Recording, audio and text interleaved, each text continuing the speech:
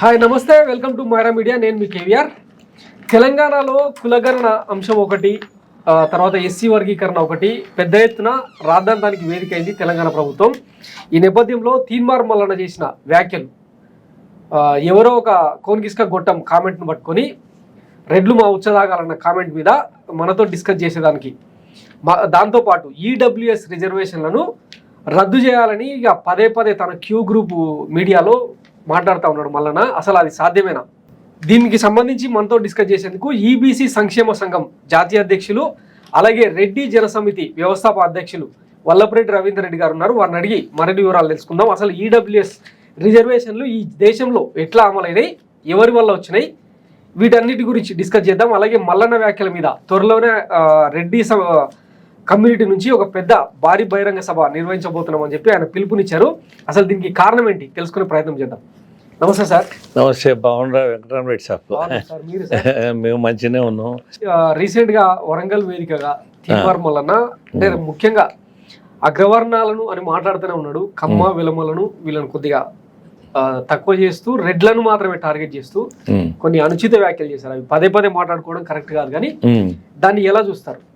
అంటే మీరు ముఖ్యంగా మల్లన్న, పుల్లన్న, ఎల్లన్న, అసలు నాకు ఆ పేర్లు ఉచ్చరించడం కూడా ఇష్టం ఉండదు. ఎందుకంటే వ్యక్తిగత విమర్శలు ఎవరి మీద చేయడం నాకు ఇష్టం ఉండదు. కానీ మీరు ప్రస్తావించినప్పుడు నేను ప్రతి సమానం చెప్పకుండా కూడా తప్పదు. నిజమే. ఇప్పుడు మీరు అన్నట్టు ఏంటంటే ఏ కులాలకు చెందిన వ్యక్తులైనా ఆ కుల ప్రయోజనాలు కాపాడడం వల్ల వాళ్ళు పోరాటాలు చేయొచ్చు. వాళ్ళకు జరిగిన అన్యాయాన్ని సమాజం దృష్టిలో తీసుకురావచ్చు. అదేవిధంగా ప్రభుత్వంపై ఒత్తిళ్లు కూడా పెంచవచ్చు. దాంట్లో తప్పేం లేదు. కానీ ఇక్కడ జరిగిన సమస్యలు ఏంటంటే ఒక వర్గాన్ని, అంటే వర్గం అంటే కొన్ని కులాలను దూషించడం, అవమానపరచడం, అంటే విద్వేషాలు కొట్టడం, అంటే ఇది సహేతుకమైనటువంటి విషయాలు కావు. ఎందుకంటే ఏ వ్యక్తులకైనా ఏ కులాలకైనా కులాభిమానం ఉంటుంది, అందులో తప్పు పట్టడానికి వీల్లేదు. కానీ ఎదుటి కులాలను దురాభిమానంగా మాట్లాడడం అది తప్పు. అది ఎంత ఘోరమైనదంటే ఇక నేను వారు మాట్లాడిన విధంగా నేనైతే మాట్లాడలేను, నాకైతే జ్ఞానం అడ్డం వస్తుంది. కాకపోతే ఆ పదాలు కూడా నేను ఉచ్చరించను. కానీ మీకు తెలుసు, ఈ సమాజ ఐక్యత విచ్ఛిన్నం చేసేదానికి, అంటే కులాల మధ్య, తెలంగాణ సమాజం అంటేనే కుల గజ్జికి అట్లాంటి వాడికి దూరంగా ఉండేది. కానీ ఈ వ్యాఖ్యల వల్ల ఒక రకమైన అశాంతికి కారణం అవుతుంది. 100%. అంటే బాంబులు పెట్టి పేల్చేదానికంటే, తుపాకులు పెట్టి కాల్చేదానికంటే వాళ్ళని ఏమంటాం మనం? ఉగ్రవాదులు అంటాం, టెర్రరిస్టులు అంటాం. కానీ అట్లనే జాతి సమైక్యను కానీ, దేశ సమైక్యత కానీ, రాష్ట్ర సమైక్యతను కానీ, రాష్ట్ర స్వభావ వాతావరణాన్ని కానీ కులాల మధ్య చిచ్చుపెట్టి ఈ సమైక్యతలను దెబ్బతీసి విద్వేషాలను రెచ్చగొట్టేది కూడా, ఇది కూడా టెర్రరిస్టుల కంటే, అంటే ఉగ్రవాద టెర్రరిస్టుల కంటే ఇంకా సంఘ విద్రోహ శక్తులు అని చెప్పక తప్పదు. అంటే అంతకంటే ప్రమాదం అని కూడా చెప్పక తప్పదు. మీరు అన్నట్టు నిజమే. ఎందుకంటే కులాల మధ్య ఇటువంటి దూషణలు లేవు, ఈ గతంలో లేవు. ఎంతసేపు ఉన్నా కానీ ప్రతి కులం ఎవరి కులానికి సంబంధించిన వాళ్ళు వారి కులాల హక్కుల కొరకు పోరాడిన సందర్భం ఉంది. తర్వాత ఏ కులాలకు అన్యాయం జరిగినా కానీ అన్ని కుల సంఘాలు కానీ అన్ని ప్రజా సంఘాలు కూడా కలిసి ఆ కులాలకు అండంగా నిలబడ్డ పోరాటాలు కూడా చేశారు. కానీ ఇప్పుడు జరుగుతున్నటువంటి తంతు ఎట్లుందంటే అందుకు భిన్నంగా ఉంది. అంటే దీన్ని దేని కొరకు ఇదంతా జరుగుతుందంటే మనకు అర్థమైపోయింది ఏంటంటే దీని వెనక దాగి ఉన్న సత్యం ఏం లేదు, విషకుటిల రాజకీయం. అంటే రాజకీయంగా ఎదుగుదల కొరకు ఎత్తుగడలో భాగంగా ఇవన్నీ రెచ్చగొట్టుడు. ఇది కరెక్ట్ కాదు, ఇది సమాజానికి కరెక్ట్ కాదు. కానీ ఇది ప్రభుత్వం కూడా ఉపేక్షించుకుంటూ ఉంది. ఎందుకు సైలెంట్గా ఉన్నట్టు? ఎందుకంటే ఈ టైప్ ఆఫ్ ఇప్పుడు లైవ్ లోనే బీసీ కులగణనకు సంబంధించిన కాగితాలను అంటుపెట్టడం, అవును, ఇట్లా స్లోగన్స్ ఇవ్వడం, అవును, ఇది రాజద్రోహం కిందికి వస్తుంది కదా. ఎందుకు సైలెంట్ గా ఉంటున్నట్టు? ఇప్పుడు నిరసన చెప్పొచ్చు, కానీ తెలియజేయడం ప్రజాస్వామ్యంలో హక్కు. కానీ దాని మీద ఉచ్చబోయాలనడం, దాన్ని తగలబెట్టాలనడం, తగలబెట్టడం ఇవన్నీ కూడా విద్వేషపూరితమైనటువంటి వాతావరణం సృష్టించడం. ప్రభుత్వ ప్రతిష్టను, ముఖ్యంగా తెలంగాణ ఉన్నతిని, ఔన్నత్యాన్ని తగ్గించడం కాదా? ఇది 100% మీరు మీ మాటతో నేను ఏకీభవిస్తున్నా. అది తగ్గించడమే. కానీ ప్రభుత్వ ప్రతిష్టను తగ్గించేటువంటి క్రమంలో నిలబెట్టుకోవాల్సినటువంటి పరిస్థితి కూడా ఆ ప్రభుత్వాలకు ఉంటుంది. ఇప్పుడు అతను గత 6 నెలల నుంచి మాట్లాడుతూ ఉన్నాడు. ఇప్పుడు మీరు అన్నట్టు ఈడబ్ల్యూఎస్ రిజర్వేషన్లు రద్దు చేయాలనడం, తర్వాత ఈడబ్ల్యూఎస్ రిజర్వేషన్లు అసలు ఇవ్వడానికే వీలు లేదనడం, తర్వాత వివిధ రకాలుగా మాట్లాడుకుంటూ పోతున్నాడు. అంటే యువకులల్లా ఎట్లొస్తుంది, సామాజిక స్పృహ దెబ్బతింటుంది. అంటే అపోహలు పెరుగుతాయి. అరే నిజంగానే మాకు అన్యాయం జరుగుతుందేమో, ఆయన చెప్పిన దాంట్లో నిజమే ఉందేమో అనేది అట్లనే పెరుక్కుంటూ వచ్చింది. కానీ దీన్ని అసలు మొగ్గ దశలోనే దీన్ని చేయాల్సినటువంటి, అంటే సెటరైట్ చేయడం ఇన్ ద సెన్స్ ఏంటంటే వాస్తవాలు తెలియజేయాల్సినటువంటి అవసరం ఉండే ప్రభుత్వానికి. ఎందుకంటే ఈడబ్ల్యూఎస్ రిజర్వేషన్ల గురించి ఆయన పదే మాట్లాడుతున్నారు. ఇప్పుడు ఒక ఎమ్మెల్సీ అయి ఉండి చట్టసభల శాసనాలు చేసేటువంటి వ్యక్తి, తెలిసిన వ్యక్తి, చేసే వ్యక్తి, అటువంటి వ్యక్తి మాట్లాడి, అది దట్టు అధికార పార్టీ, దట్టు కాంగ్రెస్ పార్టీలా ఉన్నటువంటి వ్యక్తి ఆ విధంగా మాట్లాడుతుంటే మరి కాంగ్రెస్ పార్టీ కూడా కల్పించుకోవాలి కదా. ఇప్పుడు వాళ్ళ అధినాయకత్వం ఉంది. ఇప్పుడు దేశంలో రాహుల్ గాంధీ వాళ్ళు ఉన్నారు, ఇది పార్టీ వ్యవహారం కాదు కదా. తర్వాత రాష్ట్రంలో కాంగ్రెస్ పార్టీ ఉంది, సరే ఇది పార్టీ వ్యవహారం కాదు, మరి ప్రభుత్వ వ్యవహారంగానైనా చూసుకోవాల్సిన బాధ్యత ఉంది కదా. ఆ పార్టీ వ్యవహారం కాదు మీరు అన్నట్టు, కానీ ఆ పార్టీకి సంబంధించిన వ్యక్తే కదా, కాంగ్రెస్ పార్టీకి సంబంధించిన వ్యక్తే కదా మాట్లాడేది. ఒకటి ఇప్పుడు అధికారం వల్ల ఉన్నది కూడా కాంగ్రెస్ పార్టీ కదా, మరి ముఖ్యమంత్రి కూడా కాంగ్రెస్ పార్టీకి చెందిన రేవంత్ రెడ్డి గారే కదా. కాబట్టి ముఖ్యమంత్రి గారు కూడా దీని మీద ఎప్పుడో ఖండనలు ఇవ్వాల్సి ఉండే, ఇస్తే ఇది ఇంత దూరం జరిగేది కాదు, ఇది ఘోర తప్పిదం జరిగింది. ఎందుకంటే ఇప్పుడు ఈ రిజర్వేషన్లు కూడా రాజ్యాంగపరంగా వచ్చిన రిజర్వేషన్లు, రాజ్యాంగపరంగా వచ్చినటువంటి ఈ రిజర్వేషన్లను ఆయన రద్దు చేస్తా అంటుండు, తర్వాత అన్యాయం అంటుండు, ఇవి దుర్మార్గం అంటుండు, బీసీలకు అన్యాయం జరుగుతుంది అంటుండు, ఇట్లా రకరకాలుగా మాట్లాడుతుండు. అదేవిధంగా ఎస్సీ ఎస్టీ కులాలకు కూడా అన్యాయం జరుగుతుందని వాళ్ళని ఇంకా తోడు చేస్తున్నాడు. అంటే దీని అర్థం ఏంటంటే విద్యార్థులను రెచ్చగొడితే, మీరు పూర్వం చూసినారు, మీరు పూర్వం ఏదైనా విద్యార్థుల మధ్య రెచ్చగొట్టి సంఘర్షణలు పెంచి ఉద్యమాలను ఉధృతం చేసినటువంటి సందర్భాలు. అయితే అదే సందర్భాలను ఇప్పుడు అనువుగా తీసుకొని ఇప్పుడు కూడా విద్యార్థుల మధ్య అగాధాలు సృష్టించి విద్యార్థుల ద్వారా తల్లిదండ్రులకు ఒక విషపు మాటలు బీజాలను నాటి ఇది సమాజంలో ఒక సామాజిక స్పృహ దెబ్బతినే విధంగా ఈ ప్రయత్నాలు జరుగుతున్నాయి. దీనికి బాధ్యత తీసుకోవాల్సింది ప్రభుత్వమే.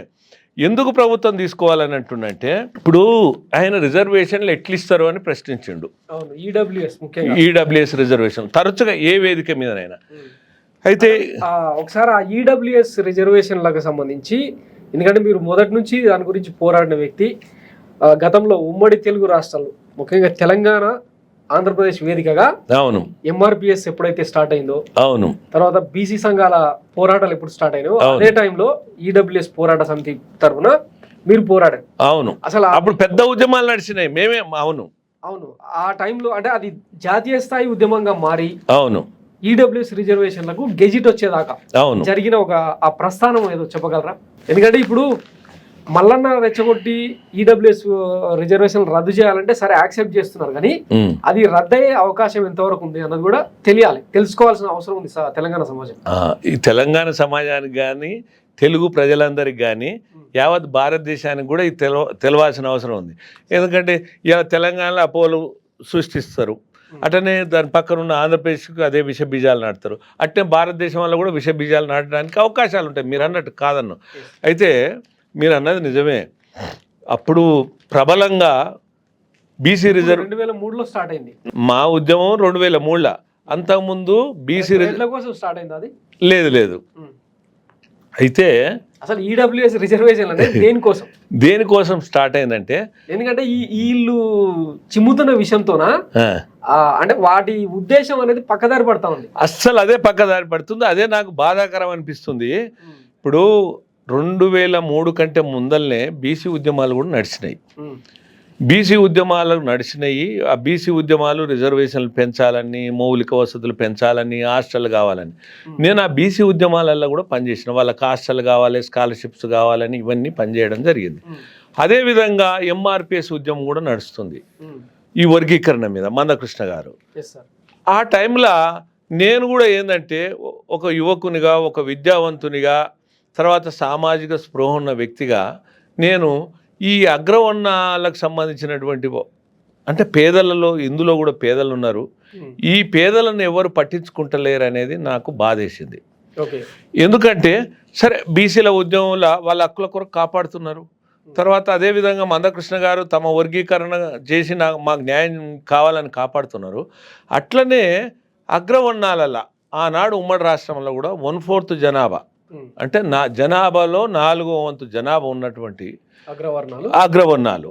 అయితే ఈ అగ్రవర్ణాల గురించి ఎవరు కూడా పట్టించుకోవట్లేదు. అంటే ఆనాడు కూడా దానికి కారణం ఏంటంటే 7 దశాబ్దాల ఉమ్మడి ఆంధ్రప్రదేశ్ చరిత్రలో ఎక్కువగా రెడ్లు, కమ్మలు, వెలమదొరలు వీళ్ళే పాలించారు కాబట్టి బీసీలకు రాజ్యాధికారం దక్కలేదు కాబట్టి ఆ చర్చ అయితే ఉండవచ్చు. ఏదో జరిగిపోయింది అన్న ఫీలింగ్ అదే మీరు అన్నది ఉండవచ్చు. కానీ నేనేమనుకున్నా అంటే అసలు అగ్రకులం అనే ముసుగుదొడిగి, అంటే మీరు అన్నట్టు రెడ్లు కానీ, అంటే మనం ఆంధ్రప్రదేశే తీసుకుందాం, అప్పుడు ఉమ్మడి ఆంధ్రప్రదేశ్, రెడ్లు, బ్రాహ్మణులు, వైశ్యులు, క్షత్రియులు, కమ్మలు, కాపులు, బలిజలు, ఒంటరీలు, తెలగలు, వెలమలు, ముస్లింలు, వీరందరూ కూడా అగ్రవర్ణాలుగా పిలువబడుతున్నారు, అగ్రకులంగా పిలువబడుతున్నారు. అయితే వీరందరూ కూడా ఈ భారతదేశ పౌరులే కదా, వీరందరూ కూడా ఈ రాష్ట్రాలకు సంబంధించిన పౌరులే కదా.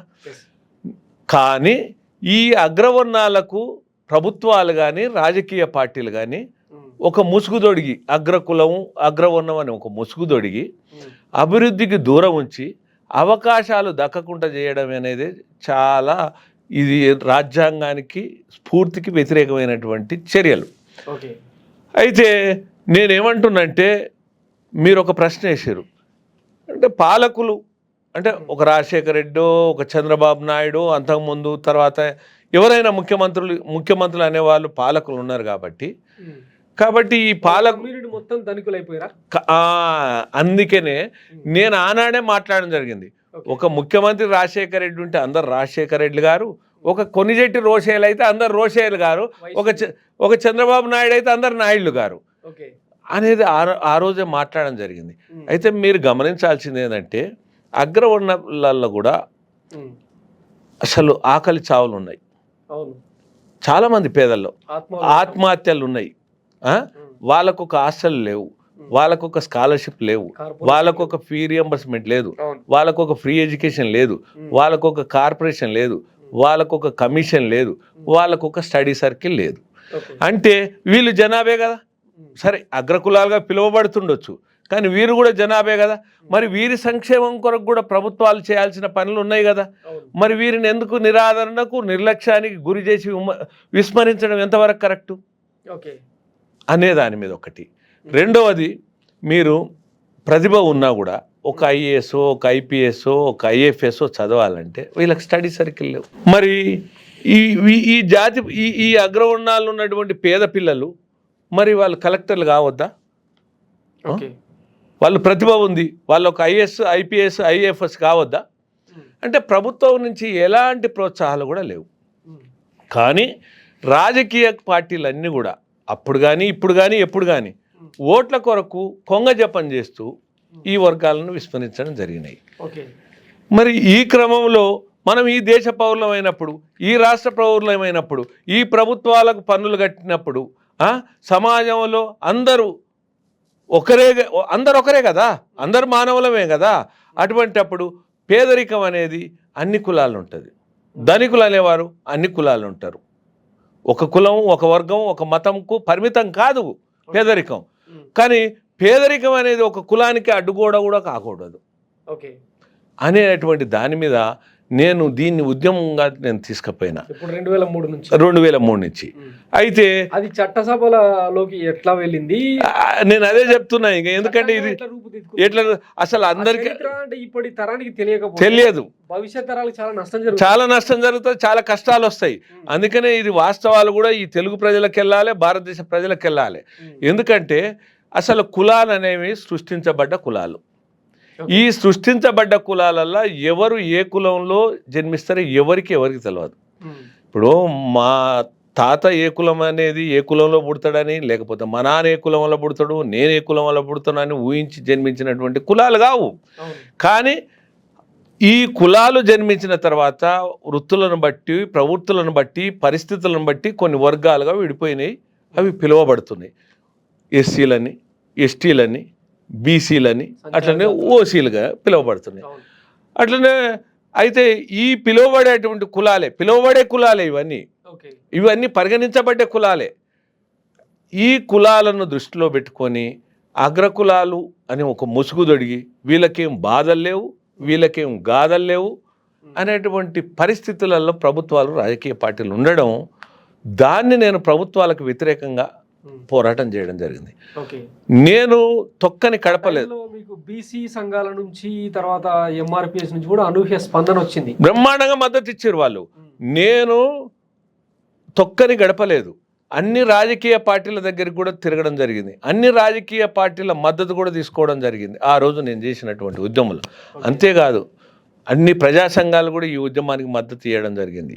అన్ని కుల సంఘాలు, మీరు అన్నారు కదా, ఎంఆర్పిఎస్ మందకృష్ణ కానీ, బీసీ సంఘం ఆర్ కృష్ణయ్య గారు కానీ, తర్వాత మాలమానాడు అప్పుడు అద్దంకి దయాకరు, జూపూడి, తర్వాత ఎరకలక్కుల పోరాట సమితి ఒలిగ ప్రభాకరు, తర్వాత ఒడ్డెరక్కుల పోరాట సమితి తన్నీరు ధర్మరాజు, అదేవిధంగా లంబాడక్కుల పోరాట సమితి బెల్లయ్య నాయకు, ఇవన్నీ ఇటువంటి అనేక కుల సంఘాలు కూడా నేను చేపట్టినటువంటి ఉద్యమానికి పరిపూర్ణమైనటువంటి మద్దతు ఇవ్వడం జరిగింది.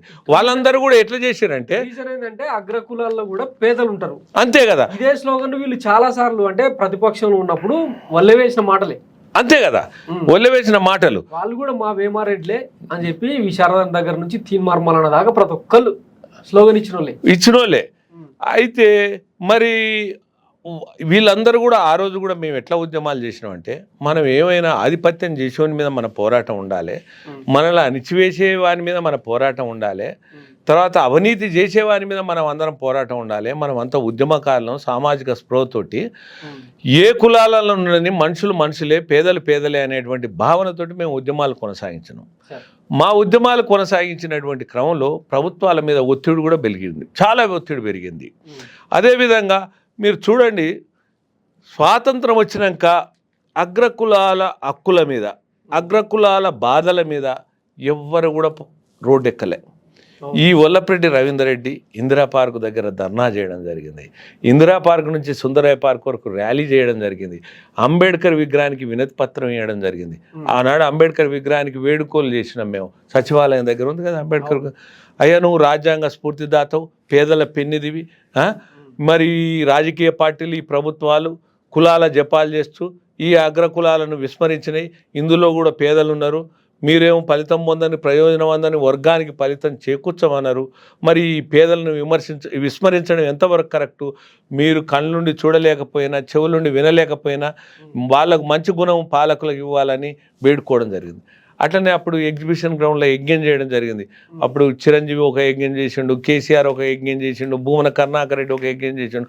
మేము కూడా అగ్రవర్ణ పేదల పట్ల వివక్షత విడనాడి వారికి సద్బుద్ధి ప్రసాదించి వీరిని అన్ని విధాలు ఆదుకొని సమస్త ప్రజలకు సమన్యాయం జరిగి కరుణా కటాక్షించే గుణం ఇచ్చి శ్రీ లక్ష్మీ గణపతి మహాయజ్ఞం చేసినాం. మంత్రాలకు చింతకాయలు రాలేవు, కానీ అందరితో పాటు ఈ సబ్జెక్టు చర్చ జరగాలని నేను ఎగ్జిబిషన్ గ్రౌండ్లో చాలా పెద్ద ఎత్తున యజ్ఞం చేయడం జరిగింది. అంటే నేను ఎందుకు చెప్పదలుచుకున్నంటే, నా పోరాటం అనేది దశల వారీగా వివిధ రూపాయల ధర్నాలనుకో, నిరసనలనుకో, సభలనుకో, సమావేశాలనుకో, సత్యాగ్రహ దీక్షలనుకో, నేను ఇందిరా పార్క్ దగ్గర సత్యాగ్రహ దీక్షలు కూడా చేపట్టడం జరిగింది.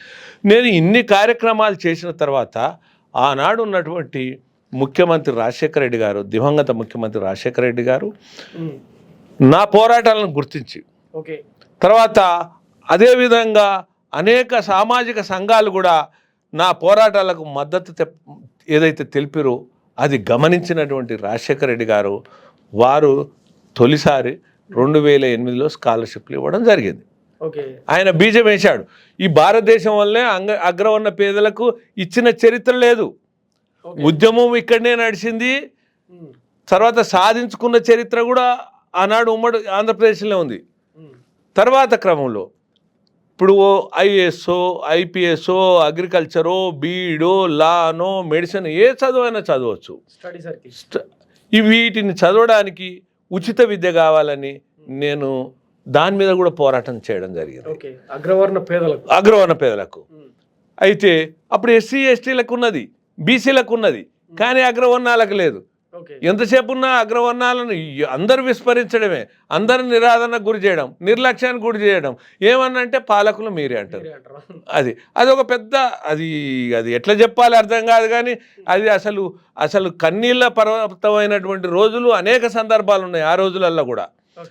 అయితే అందుకనే నేను ఏం చెప్పదలుచుకున్నా అంటే, ఆ రోజు దివంగత ముఖ్యమంత్రి రాజశేఖర రెడ్డి గారు గుర్తించి అగ్రవర్ణ పేదలకు కూడా ఉచిత విద్యని ఇవ్వడం జరిగింది 2009లో. అంటే అది మామూలు విషయం కాదు.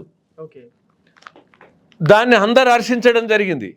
ఇంతెందుకు మీరు అన్నారు కదా, మీకు బీసీ సంఘాలు, ఎస్సీ సంఘాలు అందరు మద్దతు, మీరు అంతా కలిసి ఉద్యమాలు చేసిన మీకు బాగా మద్దతు ఉంది. అది నిజమే. గద్దర్ తెలుసు కదా మీకు, అమరుడైన గద్దర్ కూడా నా ఉద్యమం ఏమట్టి నడిచి నా యొక్క పోరాటాలకు మద్దతు ఇచ్చి నేను గజ్జగడతా, నేను అగ్రవర్ణ పేదలకు గిట్ల రిజర్వేషన్లు గిట్ల ఇవ్వకపోతే నేను గజ్జగట్టి గ్రామం తిరుగుతాన్నాడు. పాటలు పాడినరా ఆయన? అంటే అప్పటికప్పుడు ఒక ఉపన్యాసం ఇచ్చిండు. తర్వాత ఒకవేళ రిజర్వేషన్లు గిట్ల ఇవ్వకపోతే నేను గజ్జగట్టి గ్రామం తిరుగుతాన్నాడు గద్దరు. సరే, ఇక వీళ్ళందరి ఒత్తిడి మేరకు ప్రభుత్వం గుర్తించింది, స్కాలర్షిప్లు ఇచ్చారు, ఫీ రియంబర్స్మెంట్ ఇచ్చారు. ఇంకంటే ఆయన గజ్జగట్టేంత వరకు రాలేదు. ఇది జాతీయ స్థాయిలోకి ఎట్లా వెళ్ళింది, పార్లమెంట్లో చట్టంగా ఎట్లా రూపుదాల్చుకున్నది? అయితే అప్పుడే మేము ఇక్కడ స్కాలర్షిప్స్, ఫీ రియంబర్స్మెంట్ అనే దాని మీద చేస్తే ఈ ఉద్యమాన్ని ఇది భారతదేశ వ్యాప్తి కూడా చేయాలి అంటే రిజర్వేషన్లు కూడా మేము రాష్ట్రాల్లో ఉన్నాయి అంటే ఎక్కడ లేవు రిజర్వేషన్లు. అంటే ఈ అగ్రవర్ణ పేదలకు రిజర్వేషన్లు కావాలన్న డిమాండ్లు వివిధ రాష్ట్రాల్లో ఉండే, అప్పటికి లేవు. అంటే మీరు స్టార్ట్ చేయకముందు లేవు. అయితే అంటే ఎవరికి కూడా ఏముందంటే అగ్రవర్ణాలకి ఎందుకు ఇస్తారు రిజర్వేషన్లు, ఎందుకు ఇస్తారు స్కాలర్షిప్స్, ఎందుకు ఇస్తారు ఫీ రియంబర్స్మెంట్ అనేటువంటి భావనే ఉంది మొత్తం. అయితే నేను ఎప్పుడైతే పోరాటం మొదలుపెట్టిన తర్వాత ఈ రిజర్వేషన్ల గురించి నేను రాజశేఖర రెడ్డి గారిని కూడా అడిగిన. ఎందుకు అడగడం జరిగిందంటే ఆనాడు 4% ముస్లింలకు రిజర్వేషన్లు ఇచ్చారు. వైఎస్ హయాంలో ఇచ్చినప్పుడు ఆర్టికల్ 5 ప్రకారంగా మతపరమైన రిజర్వేషన్లు ఇవ్వడానికి వీల్లేదు. సార్ మీరు ఆర్టికల్ 5 ప్రకారంగా మతపరమైన రిజర్వేషన్లు ఇవ్వడానికి వీల్లేదు కదా, మరి ముస్లింలకు అట్లా ఇచ్చారు కదా సార్, అట్లనే అగ్రవర్ణాలకు కూడా రిజర్వేషన్లు కావాలి పేదలకని నేను అడగడం జరిగింది. అంటే దానికి ఆయన ఒక కారణం చెప్పిండు రాజశేఖర రెడ్డి గారు. వారిని వెనుకబడిన కులాలుగా మేము చేర్చి పరిగణించి అందులో కొన్ని కులాలను అంటే దూదేకుల, నూరు భాషల, అడ్డావు, ఇంకా కొన్ని కులాలు ఉన్నాయి, పింజరి, ఇటువంటి కులాలు ఉన్నాయి. వారిని ఏం చేసిందంటే బీసీ ఇలా చేర్చి వాళ్ళకు 4% రిజర్వేషన్లు ఇచ్చినాము అట్లా అని వారు చెప్పడం జరిగింది. చెప్పిన తర్వాత అట్లా అంటే సార్ రాజ్యాంగం వల్ల అట్లా లేదు కదా సార్, అంబేద్కర్ కూడా ఫలితం పొందని ప్రయోజనం అందని వర్గానికి అన్నాడు. తర్వాత బీసీలకు కూడా వెనుకబడిన తరగతులు ఇస్తున్నారు, వీళ్ళకు కూడా ఇవ్వాలి కదంటే అది మన నుంచి కాదయ్యా బాబు, నువ్వు నా దగ్గర ఉద్యమం మొదలుపెట్టినావు, ఇది నువ్వు ఢిల్లీలో పెట్టని చెప్పిండు. నీ పోరాటాలు ఇక్కడ కాదు, ఇక్కడితో పాటు ఢిల్లీలో కూడా. అంటే ఆయన ఏంటంటే నాకు ప్రోత్సహించాడు, వాస్తవం అది.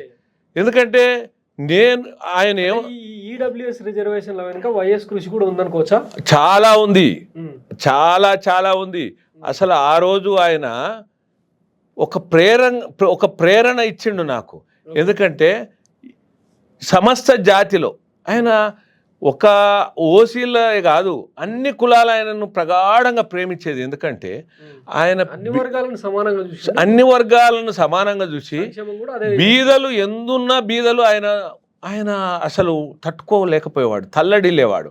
అందులో భాగంగా ఆయన ఈ రిజర్వేషన్లు నువ్వు కోరిన దాంట్లో వాస్తవం ఉంది, నేను ఒక రాష్ట్ర ప్రభుత్వంగా గుర్తించిన కానీ ఇది నేను చేయలేంది, రాష్ట్ర ప్రభుత్వ పరిధి కాదు, నా పరిధి కాదు.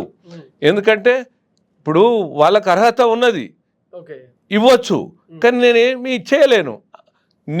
నీ పోరాటం రాష్ట్రం వల్ల చేసినవు, నన్ను ఒప్పించినవు, అదేవిధంగా మిగతా సామాజిక సంఘాలను కూడా మెప్పించి సమాజంలో ఒక చర్చ సాగించినవు. అన్ని రాజకీయ పార్టీలతోటి కూడా నువ్వు సంపూర్ణంగా మద్దతు తీసుకున్నావు. ఎందుకు ఆనాడు చంద్రబాబు నాయుడు కూడా ఈ అగ్రవర్ణ పేదలకు రిజర్వేషన్లు ఇవ్వాల్సిందే, ఇచ్చి తీరాల్సిందని వారు కూడా నాకు మద్దతు తెలిపిండు. నా పోరాటం వల్ల వారి మద్దతు కూడా ఉన్నది. అంటే అందరూ ఉన్నారు. కానీ దీనికి నాకు ప్రేరణగా పనిచేసింది రాజశేఖర రెడ్డి గారు. ఆనాడు నీ ఉద్యమం ఢిల్లీలో మొదలుపెట్టన్నాడు. నేను ఢిల్లీలో పార్లమెంట్ ముందర కూడా ధర్నా చేయడం జరిగింది, జంతర్ మంతర్ ముందర కూడా ధర్నా చేయడం జరిగింది. ఆయన సూచన, ఆయన ఆలోచన మేరకు నాకు ఒక శక్తిలాగా ఒక శక్తి వచ్చింది, ఒక గొప్ప శక్తి వచ్చింది. వచ్చినటువంటి నేను అక్కడ ధర్నాలు ఎప్పుడైతే చేసినో యావత్ భారతదేశం వల్ల ఆనాడు ఉన్నటువంటి మన్మోహన్ సింగ్ ప్రభుత్వం, యూపీఏ చైర్పర్సన్ సోనియా గాంధీ గారు ఈబీసీ కమిషన్ ఏర్పాటు చేయడం జరిగింది. నా పోరాటం వల్ల. అయితే ఆల్ ఇండియా లెవెల్లో ఈబీసీ కమిషన్ చైర్మన్ కమిషన్ ఏర్పాటు చేయడానికి కారణం కూడా ఉమ్మడి రాష్ట్రమైనటువంటి ఆంధ్రప్రదేశే మూల కారణం. ఈ ఉద్యమమే మూల కారణం, నేను చేపట్టిన ఉద్యమే. ఆ ఈబీసీ కమిషన్ చైర్మన్గా ఏర్పాటు చేసి ఎస్ఆర్ సిన్హాను నియమించడం జరిగింది. ఆ ఎస్ఆర్ సిన్హాను నియమించిన తర్వాత వారు యావత్ భారతదేశంలో తిరిగి ఆంధ్రప్రదేశ్కి వచ్చాడు. ఆంధ్రప్రదేశ్కి వచ్చినప్పుడు ఆనాడు రాజశేఖర రెడ్డి గారు మాకు ఒక 3.5 గంటలు మాతోటి గడిపించిండు దిల్కుష్ గెస్ట్ హౌస్లో. వాళ్ళందరినీ ఇంటరాక్ట్ చేసి గవర్నమెంట్ పరంగానే మా దగ్గర ఉద్యమం ఉంది, మేము దాని మీద ముందుకు పోతున్నాం, స్కాలర్షిప్ రిజర్వేషన్లకు అంటే మేము ఇచ్చినాం స్కాలర్షిప్స్, ఫీ రియంబర్స్మెంట్, వాళ్ళు ఏం చెప్తారో మీరు వినండి అని చెప్పి మాకు గవర్నమెంట్ ఇంటరాక్ట్ చేయడం జరిగింది. ఆనాడు ఎస్ఆర్ సిన్హా గారు కూడా మా మాట విన్నాడు. తర్వాత ఢిల్లీలో కూడా ఆ రికమెండేషన్స్ చేయమని, అంటే గవర్నమెంట్కు పంపాలి కదా, వాళ్ళు కేంద్ర ప్రభుత్వానికి పంపాలంటే ఆయన కూడా కొద్దిగా తాత్సారం చేయడం జరిగింది. తాత్సారం చేసినప్పుడు నేను అంతటితో ఆగలే. నేను ఎస్ఆర్ సిన్హా ఎందుకు చేయాల్సి వచ్చిందంటే, సరే ఇప్పుడు ఏదైనా కానీ ప్రభుత్వం నుంచి ఒత్తిడి పెరిగితేనే యుద్ధ ప్రాతిపదిక పనులు జరుగుతాయి. సరే వారు తిరిగిరు, దాన్ని అట్లా ఉంచారు అంటే వారి దగ్గర ఉంచి ఇంకా ఏం రికమెండేషన్స్ చేయలేదు, అంత సమీక్ష చేసుకున్నారు. ఆ క్రమంలో నేను అక్కడ కూడా ఎస్ఆర్ సిన్హాను కూడా అప్రోచ్ కావడం జరిగింది. అంటే వారు ఉండి ఏమన్నారంటే, నేను త్వరలో మేము చేస్తాం, మాకు అంత వచ్చింది, మీకు అనుకూలంగానే ఉంది, మీకు 10% రిజర్వేషన్లు ఇవ్వడం సబబే ఉంది, మేము సామాజిక ఆర్థిక స్థితిగతులను అధ్యయనం చేసినాం, ఇది న్యాయమైన డిమాండ్ అని మాకు చెప్పడం జరిగింది. ఆ తర్వాత వారు అయినా మీరు న్యాయమైంది అంటారు, మీరు ఏంది సార్ మీరు రికమెండేషన్స్ అయితే చేయాలి కదా అని నేను ఒత్తిడి చేయడం జరిగింది. ఇదే విషయాన్ని నేను ముఖ్యమంత్రి రాజశేఖర రెడ్డి గారి దగ్గరికి వచ్చాను. నేను ఢిల్లీ నుంచి రాగానే ఎమ్మటే రాజశేఖర రెడ్డి గారిని కలవడం జరిగింది. రాజశేఖర రెడ్డి గారుకి ఈ విషయం అంతా చెప్తే వారు కూడా ఎస్ఆర్ సిన్హాకు చెప్పడం, ఎంత అంటే రాజశేఖర రెడ్డి గారి కృషి ఉందని చెప్తున్నా దీని వెనుక. వారు కూడా ఎస్ఆర్ సిన్హాకు, ఏమయ్యా మీరు అంతా దేశం అంతా తిరిగి వచ్చారు కదా అంటే ఈ పద్ధతిలో మాట్లాడిండు. డిమాండ్కు తగ్గట్టు అంటే ఉందా లేదా అన్నది కూడా తెలిసి ఉన్నది కదా, మీరు రికమెండేషన్ చేయండి, చెప్తే అయిపోతుంది, రికమెండేషన్ చేయండి అని వారు ఆ రోజు చెప్పడం జరిగింది. ఆ తర్వాత దీన్ని అంటే ఇక్కడి నుంచి రాజశేఖర రెడ్డి గారు కూడా చెప్పిన తర్వాత మళ్ళీ నేను ఢిల్లీకి పోవడం జరిగింది. మళ్ళీ పోయాను ఎస్ఆర్ సిన్హాను కలిసిన తర్వాత, నాదేముందయ్యా, నేను మీ రాజశేఖర రెడ్డి గారు కూడా ముఖ్యమంత్రి గారు నాకు చెప్పారు, నేను వితిన్ 1 వీక్లో నా రికమెండేషన్స్ చేస్తా అని చెప్పాడు. సరే వారు రికమెండేషన్ చేసిన దాన్ని చట్టంగా రూపొందించాల్సింది కేంద్ర ప్రభుత్వం. అప్పుడు కూడా ఒక మాట అన్నాడు, నేను రికమెండేషన్ చేయడం ఎంత చెప్పాయా, నేను రాయడానికి 2 గంటలు పడుతుంది, అంత సమీక్షలు చేసినాం, అంత రెడీగా ఉంది, కానీ మీరు మా దగ్గర కాదు, మీరు పార్లమెంట్లో బిల్లు పెట్టాలి, కేంద్ర ప్రభుత్వంలో ఒత్తిడి చేయాలని చెప్పడం జరిగింది ఆ రోజు ఎస్ఆర్సీ నగర్. అప్పుడు నేను అంతటితో ఊకోలే. రికమెండేషన్ చేసిన తర్వాత ఆనాడు social justice minister Mukul Wasnik, okay, తర్వాత లా మినిస్టర్ వీరప్ప మొయిలీ, తర్వాత ఇక్కడ దివంగత జైపాల్ రెడ్డి ఉన్నారు కదా, జైపాల్ రెడ్డి గారు.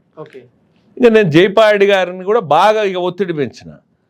తర్వాత లా మినిస్టర్ వీరప్ప మొయిలీ గారిని కూడా బాగా. అయితే దీని మీద వారు ఒక డ్రాఫ్ట్ రూపేణ తయారు చేయడం జరిగింది.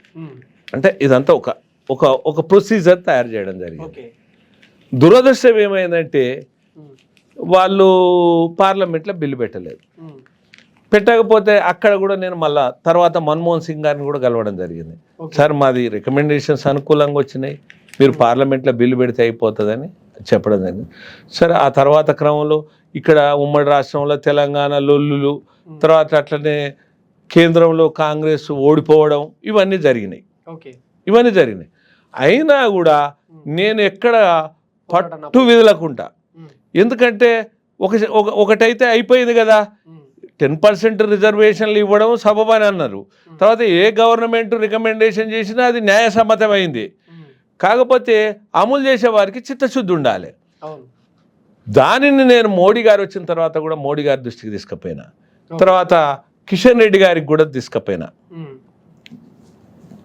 కిషన్ రెడ్డి గారు అదేవిధంగా ఇంకా లక్ష్మణ్ గారి గురించి చెప్పాలంటే వారు నాకు ఎంత సహకరించారంటే, బీజేపీ రాజ్యసభ సభ్యులు ఉన్నారు కదా లక్ష్మణ్ గారు, వారు నా వెన్ను తట్టి, అంటే నేను ఉద్యమం నడిపించినప్పుడు కూడా నేను పెట్టిన అనేక సభలకు వచ్చిండు. బీసీ అయ్యుండి కూడా ఇప్పుడు వారు మున్నూరు కాపు బీసీ కదా, లక్ష్మణ్ గారు బీసీ. కానీ ఆయన నాకు చాలా వెన్నుదట్టి నా ఉద్యమాలకు సభలకు రావడం, మీటింగ్ సమావేశాలలో మాట్లాడడం, ఇట్లా ఉంటూ ఆ తర్వాత క్రమంలో మళ్ళా రిజర్వేషన్ల కొరకు కూడా వారు కూడా చాలా దీంట్లో సహకరించడం జరిగింది. ఇవన్నీ జరిగిన తర్వాత మోడీ గారు కూడా ఆ డ్రాఫ్ట్ తెప్పించుకున్నాడు. ఆయన ఒక్క వర్డ్ కూడా సింగిల్ వర్డ్ చేంజ్ చేయలే, యథావిధిగా దాన్ని పార్లమెంట్లో బిల్లు పెట్టిండు. ఓకే, సంఖ్యాబలం ఉన్నది కాబట్టి ఈజీగా పాస్. పార్లమెంట్లో బిల్లు పెట్టి పార్లమెంట్లో బిల్లు పెట్టి ఉభయ సభలలో ఆమోదం చేయించిండు. అంటే ఇటు పార్లమెంట్ ఇట్లా ఎప్పుడు జరిగింది ఇదంతా 2019లో జరిగింది. అంటే నా ఒత్తిడి క్రమేణా నడుస్తూనే ఉంది. బీజేపీ ప్రభుత్వం వచ్చినా కూడా ఈడబ్ల్యూఎస్ రిజర్వేషన్ల గురించి ఒక 5 ఏళ్ల పాటు డిస్కస్ జరిగింది. అడుగుతున్నానంటే ఇది జాతీయ స్థాయిలో వచ్చిన బిల్లు కాబట్టి. అవును, జాతీయ స్థాయిలో వచ్చిన బిల్లు. అయితే ఇంకొకటి కూడా చెప్పడం నేను మధ్యలో మర్చిపోయినా, మీకు అప్పుడు డి శ్రీనివాస్ గారు ఉండే కదా, మున్నూరు కాపు బీసీ, వారు కూడా నేను నా యొక్క మీటింగ్లకు వచ్చి మాట్లాడడం జరిగింది. డి శ్రీనివాస్ గారు, దివంగత డి శ్రీనివాస్ గారు. ఇంకోటి ఎందుకనాలంటే వారిని ఇప్పుడు మనం గుర్తు చేసుకోవాలి. అగ్రవర్ణ పేదలకు రిజర్వేషన్లు ఇవ్వడం న్యాయసమ్మతం, తక్షణమే ప్రభుత్వం కల్పించుకొని దీనికి మార్గం చూపించాలని వారు రాజశేఖర రెడ్డికి చెప్పడం జరిగింది. వారు లేఖ కూడా రాయడం జరిగింది ఆ రోజులలో. అంటే డి శ్రీనివాస్ గారు కూడా ఈ రిజర్వేషన్ల కొరకు మద్దతు. ఈ పోరాటంలో చిత్తశుద్ధి ఉంది, నిజాయితీ ఉంది, నిబద్ధత ఉంది, అన్ని వర్గాలు సహకరించినాయి. అంటే ఎందుకంటే వారిని ఇక్కడ నేను వెళ్దాక ఇక చెప్పలేకపోయిన ఫ్లోలా డి శ్రీనివాస్ గారు కూడా ఈడబ్ల్యూఎస్ రిజర్వేషన్లు రావడానికి వారి పాత్ర కూడా ఉంది. ఎందుకంటే వారు కూడా చాలా పరిపూర్ణంగా మద్దతు ఇచ్చిండు. అయితే ఈ క్రమంలో 2019లో ఇది చాలా ముఖ్యమైన ఘట్టం సార్. 2019లో ఏమైందంటే పార్లమెంట్లో బిల్లు పెట్టడం జరిగింది. 2019 ఎవరు? బీసీ ప్రధాని మోడీ. ఇక్కడ నేనేమంటున్నా అంటే పార్టీలకు అతీతంగా మాట్లాడుతున్నా. నేను ఇప్పుడు రాజకీయాలకు అతీతంగా మాట్లాడుతున్నా. మోడీ విలక్షణమైన గుణం ఉందని నేను చెప్పక తప్పదు ఇది. ఎందుకంటే స్వాతంత్రం వచ్చి 76 సంవత్సరాలు అయినప్పటికి కూడా అప్పటి నుంచి ఇప్పటి వరకు కూడా ఇప్పటికి కూడా కులాల మధ్య చిచ్చులు ఉండడం, తర్వాత కులాలలో పేదరికం ఉండడం, అది ఏ కులం అని ఉండని, ఎవరి కులం వల్ల ఉండడం, దీన్ని ప్రభుత్వాలు గుర్తించకపోవడం, దీన్ని రూపుమాపకపోవడం కూడా ఒక తప్పిదమే. అవును. కానీ మోడీ దీన్ని గుర్తించిండు. అగ్రవర్ణ పేదల డిమాండ్లు న్యాయమైనయని, తర్వాత వాళ్ళకి ఈడబ్ల్యూఎస్ రిజర్వేషన్లు ఇవ్వడం న్యాయసమ్మతం అని గుర్తించినటువంటి ఒక బీసీ ప్రధాని, ఒక గొప్ప వ్యక్తి, ఒక గొప్ప త్యాగశీలిగా ఇక్కడ నిలబడ్డాడని చెప్పక తప్పదు.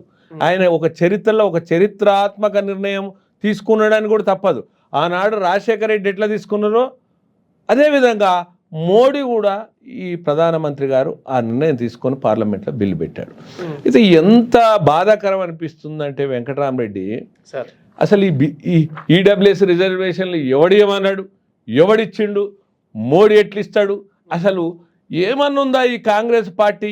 ఇప్పుడు నేను పార్టీని అనాలని నా ఉద్దేశం కాదు, కానీ వాళ్ళే కదా బిల్లు ఈ సెంట్రల్ ఈబీసీ కమిషన్ నియమించింది. అవును, ఎవరు? మన్మోహన్ సింగే కదా, సోనియా గాంధీ చైర్పర్సనే కదా. మరి 6 నెలల నుంచి వాళ్ళల్లో ఉన్నటువంటి ఒక ఎమ్మెల్సీ, అదే కాంగ్రెస్ పార్టీకి సంబంధించినటువంటి ఎమ్మెల్సీ, ఇక పేరు మీరు తీసుకున్నారు కాబట్టి నేను కూడా తీసుకోక తప్పదు. ఎమ్మెల్సీ ఈడబ్ల్యూఎస్ రిజర్వేషన్లు ఎట్లు ఇస్తారని అంటే నేనేమంటున్నా, కాంగ్రెస్ పార్టీ ఈడబ్ల్యూఎస్ రిజర్వేషన్లకు వ్యతిరేకమా? చెప్పాలి కదా. తర్వాత ముఖ్యమంత్రి వ్యతిరేకమా? చెప్పాలి కదా. రూపొందించిన దాంట్లో కాంగ్రెస్ పార్టీ కదా. మరి ఇప్పుడు సోనియా గాంధీ కుమారుడే కదా రాహుల్ గాంధీ. మరి రాహుల్ గాంధీ అభిష్టం మేరకు మేము ఇక్కడ పనిచేస్తున్నాం, రాహుల్ గాంధీ ఆశయాలు ఆలోచనలకు అనుగుణంగా మేము పార్టీని నిర్మాణిస్తున్నాం. సరే, ఏ పార్టీనైనా నిర్మాణించుకోవాల్సినటువంటి అవసరం ఉంది. భారత్ జోడో యాత్రలో, న్యాయ సంహిత యాత్రలో ఈడబ్ల్యూఎస్ రిజర్వేషన్ రద్దు చేస్తామని చెప్పలేదు, ఏం చెప్పలేదు కదా జోడో యాత్రలో. అటువంటి అప్పుడు మరి ఏ కాంగ్రెస్ పార్టీ అయితే రిజర్వేషన్ ఈడబ్ల్యూఎస్ రిజర్వేషన్లు రూపొందించిందో ఆ రూపొందించినటువంటి కాంగ్రెస్ పార్టీ ఉచ్చదాగల ఇప్పుడు ఏంది 6 నెలల నుంచి 6 నెలలు ఆయన మాటల్లో చెప్పాలంటే మరి వీళ్ళందరూ ఉచ్చదాగల. ఇక నేను ఆ మాట లేను వెంకటరామరెడ్డి సాబ్. నేను ఎందుకంటే నాకు చాలా బాధ అనిపిస్తుంది. ఇప్పుడు కౌంటర్ కు అదే రేంజ్ లో కౌంటర్ ఇస్తే తప్ప ఇది జనంలోకి వెళ్ళేటట్టు లేదు. ఇప్పుడు ఎంత గమ్మతైన పోనీ ఇక్కడ మిడి జ్ఞానం ఉన్న వాళ్ళు మాట్లాడుతున్నారా అంటే అది కూడా లేదు. అది అంటే చట్టాలు తెలుసు, క్లాజులు తెలుసు, వ్యవహారం తెలుసు, ప్రభుత్వానికి పార్టీకి మధ్య డిఫరెన్స్ తెలుసు. అయితే ఈ స్థాయిలో ఉన్నది ఇప్పుడు ఈ రిజర్వేషన్లు. ఇప్పుడు సింపుల్ గా అంటే మీ ద్వారా నేను ఒకటి అడుగుతున్నా, ఈ రేవంత్ రెడ్డి సర్కారు 43 మందికి రెడ్డి ఎమ్మెల్యేలు, ఇంకా ఒక 3-4 కమ్మ సామాజిక వర్గం, విలమ సామాజిక వర్గం ఎమ్మెల్యేలు వీళ్ళందరూ ఉన్నారు కదా, వీళ్ళు గాజులు దొరుకున్నారా? ఇప్పుడు సరే, నేనేమంటున్నా అంటే మీకు పదవులు వస్తే ఇక ఎకనామిక్ వీకర్ సెక్షన్ పీపుల్ అంతా అయిపోయినట్టేనా, సంపన్నులు అయిపోయినట్టేనా? మీరు అడిగే ప్రశ్న మంచి ప్రశ్న, నేను కూడా ఏకీభవిస్తున్నా. ఎందుకంటున్నంటే కాదు సార్, మొదటి నుంచి మనం ఏమంటున్నాం, బీసీలకు అన్యాయం జరిగింది ఈ రాష్ట్ర చరిత్రలో. బీసీలు ఎంటైర్ భారతదేశంలో బీసీ సామాజిక వర్గానికి సంబంధించిన వ్యక్తి ముఖ్యమంత్రి కాలేదు. అవును, ఆ డిమాండ్ ప్రకారం రాష్ట్రానికి బీసీ ముఖ్యమంత్రి కావాలని ఈవెన్ మనం కూడా మాట్లాడదాం. అరే, కోరుకోవడంలో తప్పు లేదు, వారు కావడం వల్ల కూడా తప్పు లేదు. మనం ఇప్పుడు ఇక్కడ నేను ఒక నిమిషం ఆగుతాను, నేను ఒక్క నిమిషం. ఎందుకంటే మళ్ళీ మీరు అడిగిన ప్రశ్నలు అన్నీ వెళ్ళిపోతుంటే నేను సమాధానాలు నాకు రావు. ఎందుకంటే ఇప్పుడు ముఖ్యమంత్రి కావాలని కోరుకోవడం, ఆకాంక్షించడం వాళ్ళ తప్పు లేదు. తర్వాత 100% న్యాయబద్ధమైంది, దాంట్లో తప్పు కూడా లేదు. ఎందుకంటే ఒక ఎస్సీ సామాజిక వర్గం నుంచి ఒక ముఖ్యమంత్రి అయ్యిండు. ఎస్సీ అయినా కోరుకోవచ్చు, ముఖ్యమంత్రి ఎస్టీ వర్గం అయినా కోరుకోవచ్చు, సామాజిక వర్గం బీసీలు కూడా కోరుకోవచ్చు. కానీ ఇక్కడ చూడండి, మనకేమన్నా నష్టమా బీసీలు ముఖ్యమంత్రులు అయితే? ఇప్పుడు ఒక బీసీ ప్రధాని అయ్యి మనకు ఒక వరప్రసాదం ఇచ్చిండు, అంటే పేదలకు, మనకంటే మనకు కాదు, కులాలకి ఇయ్యలే, కులంలో ఉన్న పేదలకు ఇచ్చిండు వరప్రసాదం నరేంద్ర మోడీ, అంతే కదా. ఈడబ్ల్యూఎస్ రిజర్వేషన్ ఒకవేళ బీసీ ముఖ్యమంత్రి అయితే ఇంకేమైనా మంచి చేస్తాడేమో, మనకేమైనా అన్యాయం చేసిండా? మనం ఎందుకు వద్దని కోరుకుంటాం? బీసీలు ముఖ్యమంత్రులు కావద్దని ఎందుకు కోరుకుంటాం? అది కాదు ఇక్కడ సమస్య. మీరు ఇంకొక ప్రశ్న అన్నారు, 43 మంది ఎమ్మెల్యేలు అన్నారు. 4 మంత్రులు ఉండొచ్చు, 43 మంది ఎమ్మెల్యేలు ఉండొచ్చు, ముఖ్యమంత్రి రెడ్డి ఉండొచ్చు. అయితే ఏమైంది అని అంటున్నా. అయితే ఈ 40 లక్షల మంది రెడ్లకేమైంది? అంటే రెడ్లు అంటారు కదా, ప్రతిసారి కూర్చున్నట్టు టార్గెట్ చేస్తున్నారు. ఈ 40 లక్షల మంది రెడ్లకు ఏం న్యాయం జరిగింది? ఏం చేశారు? లేదా 1 కోటి మంది ఉన్నారు. ఇప్పుడు 4 కోట్ల అంటే 4 కోట్ల జనాభా అనుకున్నాం కదా మనం, ఒక తెలంగాణ విషయమే మాట్లాడుతాం. 4 కోట్ల జనాభాలో 1 కోటి మంది అగ్రవర్ణాలు 100% ఉన్నారు. ఇక్కడ వైశ్యులు ఉన్నారు, బ్రాహ్మణులు ఉన్నారు, కమ్మలు ఉన్నారు, వెలములు ఉన్నారు, రెడ్లు ఉన్నారు, అగ్రకులాలు అన్ని కలిపి 1 కోటి మంది ఉన్నారు. ముస్లింలు కూడా ఇళ్ళకే వస్తారండి, ముస్లింలు కూడా ఇళ్ళకే వస్తారు.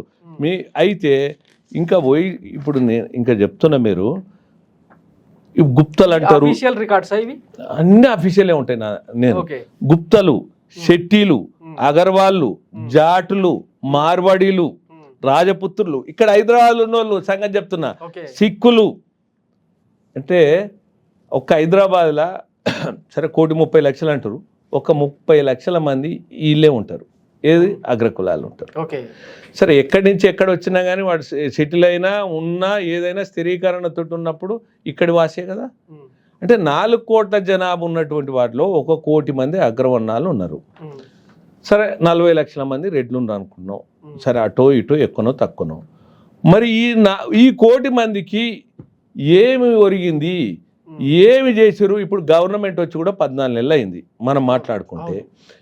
కనీసం వీళ్ళకి ఏమన్నా జరిగిందా? ఒక కార్పొరేషన్ ఇచ్చినవా, ఒక కమిషన్ ఇచ్చినవా, ఒక స్టడీ సర్కిల్ ఇచ్చినవా, ఏదైనా మౌలిక వసతులైనటువంటి ఏమన్నా ఒక్కటన్నా చేసినవా? ఒక్కటన్నా సపోజ్ ఈబీసీ ఇప్పుడు ఎస్సీలకు కమిషన్ ఉంది, ఎస్టీలకు కమిషన్ ఉంది, బీసీలకు కమిషన్ ఉంది. ఈ కమిషన్లు ఎందుకు ఉంటాయంటే ఏ రాష్ట్రం వల్ల కానీ ఏ దేశం వల్ల కానీ ఆయా కులాల యొక్క ఆర్థిక స్థితిగతులతో పాటు ఆ కులాలకు జరిగినటువంటి అవమానాలు కానీ, ఆర్థిక భారాలు కానీ, లేదా ఆ కులాలు ఎదుర్కొంటున్నటువంటి అన్యాయాలు కానీ వాళ్లకు అండగా నిలబడడానికి ప్రభుత్వాలు ఏం చర్యలు తీసుకోవాలనే దాని మీద కమిషన్లు ఉంటాయి, పనిచేస్తాయి. వాళ్ళ హక్కులకు భంగం కలిగినప్పుడు అప్పుడు పనిచేస్తాయి. మరి 1 కోటి జనాభా ఉన్నటువంటి అగ్రకులాలకు మరి ఒక కమిషన్ ఉండొద్దా? ఉండాలా వద్దా? ఎందుకు అంటున్నంటే ఈరోజు ఏ కులాన్ని దూషించినా, ఏ కులాన్ని తులనాడినా తప్పే. అది ఇప్పుడు రాజ్యాంగంలో ఒక క్లాజ్ ఉంది కదా, పరమత సహనాన్ని అనుసరించాలి, ఇతరులను ఇబ్బంది పెట్టకుండా నీ కులాన్ని నీ మతాన్ని ఎంతైనా ఆరాధించుకో. మరి ఎస్సీ ఎస్టీలకు అట్రాసిటీ కేసు ఉన్నది. మరి అట్లనే కూడా మిగతా కుల నేనేమంటున్నా, నేను కొత్త డిమాండ్ ఇది అవసరం. నేనేమంటున్నా అంటే ఎస్సీ ఎస్టీలకే కాదు, బీసీలను ఎవరన్నా అవమానపరిచిన, ఓసీలలో ఎవరన్నా అవమానపరిచిన, ఏ కులాన్ని ఎవరు అవమానపరిచినా ఆ తరహాలో ఇప్పుడు తక్షణమే తెలంగాణలో కూడా ఒక చట్టం తేవాల్సినటువంటి అవసరం ఉంది. అదేవిధంగా యావత్ భారతదేశం వల్ల కూడా ఒక చట్టం తేవాల్సి వచ్చింది. ఎందుకంటే ఇవాళ ఈయన అంటాడు, రేపు ఇంకొక ఆయన అంటాడు, ఎల్లుండి ఇంకొక ఆయన అంటాడు, ఆవులెల్లుండి ఇంకొక ఆయన అంటాడు. అలవాటు. దీనికి అంతం ఎక్కడ? చరమగీతం ఎక్కడ? ఇప్పుడు 6 నెలల నుంచి అధికార పార్టీలో ఉన్నటువంటి వ్యక్తి, శాసనాలు తయారు చేసే వ్యక్తి, చట్టాల గురించి తెలిసిన వ్యక్తి, చట్టం రూపొందించిన దాన్ని గౌరవించకుండా చట్టాన్ని తిరస్కరించి చట్టం గురించి అగౌరవపరుస్తున్నటువంటి అతని వ్యక్తి మీద, అతని మీద చర్యలు తీసుకోవా అనేది నీ ఇష్టమైనా, మీ ఇష్టమైనా, కానీ ప్రభుత్వంలో తప్పుడు సమాచారం వెళ్తుంది అనే దాని మీద ఇది బాధ్యత లేదా ప్రభుత్వానికి? బాధ్యత ఉందా లేదా? ఉండాలి కదా. ఇప్పుడు ఇంకా నీకు అసలు విషయం చెప్తున్నాను. నరేంద్ర మోడీ ఇది అసలు చట్టం ఎక్కడ ఉంది, బిల్లు ఎక్కడ ఉంది అని అన్నప్పుడు, రద్దు చేసి పాయాలన్నప్పుడు దానికి ఏం చేయాలి? రాష్ట్ర ప్రభుత్వం ఇది చట్టం ఉంది, ఇది శాసనం ఉంది, ఇది కేంద్ర ప్రభుత్వం చేసింది, దాన్ని మేము అమలు చేస్తున్నాం, రాజ్యాంగ సూత్రాలకు అనుగుణంగానే ఉంటున్నాం అని ఎక్కడ ఆన్సర్ చెప్పాలి కదా. బాధ్యత లేదా? లేదు. మా తీర్మానం ఎమ్మెల్సీ గారి డిమాండ్ ప్రకారం తెలంగాణ అసెంబ్లీలో ఈడబ్ల్యూఎస్ రిజర్వేషన్ రద్దు చేస్తున్నామని ఒక తీర్మానం పెట్టి మా నిర్ణయం ఇది కాదు, మా రాహుల్ గాంధీ నిర్ణయం కాదు, మేము వ్యతిరేకం, మాకు ఇంట్రెస్ట్ లేదు. మరి అదన్నా పెట్టండి. మరి ఆనాడు పార్లమెంట్లో సోనియా గాంధీ, రాహుల్ గాంధీ కూడా ఈడబ్ల్యూఎస్ చట్టానికి బిల్లుకు మద్దతు తెలిపారు. అందరూ అసలు ఏకవాక్య తీర్మానంతో అందరూ సమిష్టిగా అందరు ఆమోదం తెలిపితేనే చట్టమైంది అన్నాడు. మరి అదే కాంగ్రెస్ పార్టీ మద్దతుతోటి ఆమోదమైనటువంటి చట్టం గురించి గత 6 నెలల నుంచి సమాజంలో సామాజిక స్పృహ దెబ్బతినే విధంగా ప్రవర్తిస్తున్నప్పుడు ప్రభుత్వం ఏం చేస్తుందనేది నేను ఇప్పుడు మన టీవీ ద్వారా ప్రశ్నిస్తున్నా. ఇంకొకటి ఇగో చూడండి, ఇది తెలవాలి తెలుగు ప్రజలకు. 103 రాజ్యాంగ సవరణ జరిగింది. అంటే పార్లమెంట్లో, రాజ్యసభల 103 రాజ్యాంగ సవరణ ద్వారా ఇదైంది. ఈ రాజ్యాంగ సవరణలో కూడా ఏం చేసిందంటే ఎస్సీలకు కానీ, ఎస్టీలకు కానీ, బీసీలకు కానీ ఎవరికి ఇబ్బంది లేకుండా 10% వరకు రిజర్వేషన్లు ఇచ్చారు. 10% వరకు. ఇక్కడ ఇంకొక మాట మనోడు మాట్లాడితే ఏమంటుందంటే వాళ్ళెంతున్నారు కపిస్కెడు పావు షేర్ వండితే ఇంకా పావు షేర్ మిగులుతుంది అని మాట్లాడుతున్నారు. అది దానికి నేను 10% రిజర్వేషన్లు అవసరమా అనే అది చెప్తా నేను, అది కూడా నేను చెప్తా. అయితే 10% రిజర్వేషన్లు ఇచ్చింది ఈ శాసనం. తర్వాత దీంట్లో కూడా ఎవరికి ఇబ్బంది లేకుండా ఏ వర్గాలను తగ్గించకుండా అని ఇచ్చింది. అంటే దీనివల్ల ఎవరికి నొచ్చింది లేదు, గుచ్చింది లేదు, నష్టమైంది లేదు. అంటే ఎవరికి కూడా ఇబ్బంది లేనటువంటి పరిస్థితిలో ఉన్నటువంటిది ఇది చట్టం. అటువంటి దాన్ని చట్టాన్ని పట్టుకొని అవమానపరచడం ఇది రాజ్యం. అయితే ఏ చట్టమైనా తయారైన తర్వాత అది ఆమోదం కావాలి. ఇది మీరు చూడండి. తర్వాత పైన చూడండి 103 రాజ్యాంగ సవరణ 103. తర్వాత అమెండ్మెంట్. ఏ చట్టమైన తర్వాత దాన్ని రాష్ట్రపతి ఆమోద ముద్ర కావాలి. కేంద్రంలో అయితే రాష్ట్రపతి, రాష్ట్రంలో అయితే గవర్నర్. అయితే ఇది రాష్ట్రపతి ఆమోద ముద్ర గజెట్. ఇది గజెట్. మరి చూడండి ఈ గజెట్ కూడా విలువ లేదా? ఇది చూడండి మీరు. తర్వాత 2019 జనవరి 8న ఆమోద ముద్ర పడితే గెజిట్ ఎప్పుడు వచ్చింది? 12th జనవరి 2019 గజెట్లు వచ్చింది. తర్వాత ఏం చేసి ఇక్కడ నా పాయింట్ ఏంటంటే సార్, రాష్ట్రపతి ఆమోద ముద్ర చేసిన ఈ గెజిట్ ని అవమానిస్తున్నారు అంటే అంతే కదా, ఇది జాతి ద్రోహం కాదా? 100% జాతి ద్రోహము, రాజద్రోహము. అసలు నేను చెప్పాను కదా ఇంతకుముందే, టెర్రరిస్టుల కంటే ఉన్మాదమైనటువంటి చర్య అని చెప్తున్నా. తర్వాత ఈ ఈడబ్ల్యూఎస్ కూడా భారత రాజపత్ర ది గెజిట్ ఆఫ్ ఇండియా రాష్ట్రపతి ఆమోద ముద్ర వేసిన చట్టాన్ని ఇంత ఘోరంగా అవమానిస్తా ఉంటే తెలంగాణ సమాజం, తెలుగు సమాజం ఇంకా బేర్ చేయాలన్నా డిసైడ్ చేసుకోండి. అయితే దీనికి ఏం చేసిరండి, మళ్ళా ప్రధానమంత్రి బీసీ ప్రధానయుడు కూడా సారీ ఫర్ ది ఇంటరప్షన్, ఒకవేళ తెలంగాణ అసెంబ్లీలో తీర్మానం చేసి ఈడబ్ల్యూఎస్ రిజర్వేషన్లు రద్దు చేస్తున్నాం అంటే అయ్యే అవకాశం ఉందా? అది అధికారం తీర్మానం మల్లన్న ఒత్తిడి ప్రకారంగా చేసినా అది ఒకవేళ వీళ్ళు అసెంబ్లీలో సిఫారసు చేయగలుగుతారు. కానీ అధికారం లేకనే కదా ఆ రోజు రాజశేఖర రెడ్డి గారు ఇది ఢిల్లీలో చేయాలి రిజర్వేషన్లు నేను ఇయ్యలేనని చెప్పింది ఆ రోజు. మరి లేకపోతే రాజశేఖర రెడ్డి గారే ఆ రోజు 10% రిజర్వేషన్లు ఇచ్చేవాడు కదా, ఆయన చేతులు ఉన్నది కాబట్టి స్కాలర్షిప్స్ ఇచ్చిండు, ఫీ రియంబర్స్మెంట్ ఇచ్చిండు. కార్పొరేషన్, కమిషన్ ఇవన్నీ తర్వాత చేస్తున్నాడు. నెక్స్ట్ 2009 అధికారంలోకి వచ్చినాక సాధ్యం కాదు, టెక్నికల్ గా సాధ్యం కాదు. అది దురదృష్టం ఆయన చనిపోయాడు. మరి రిజర్వేషన్ ఇచ్చేది అదే నేను అంటున్నా.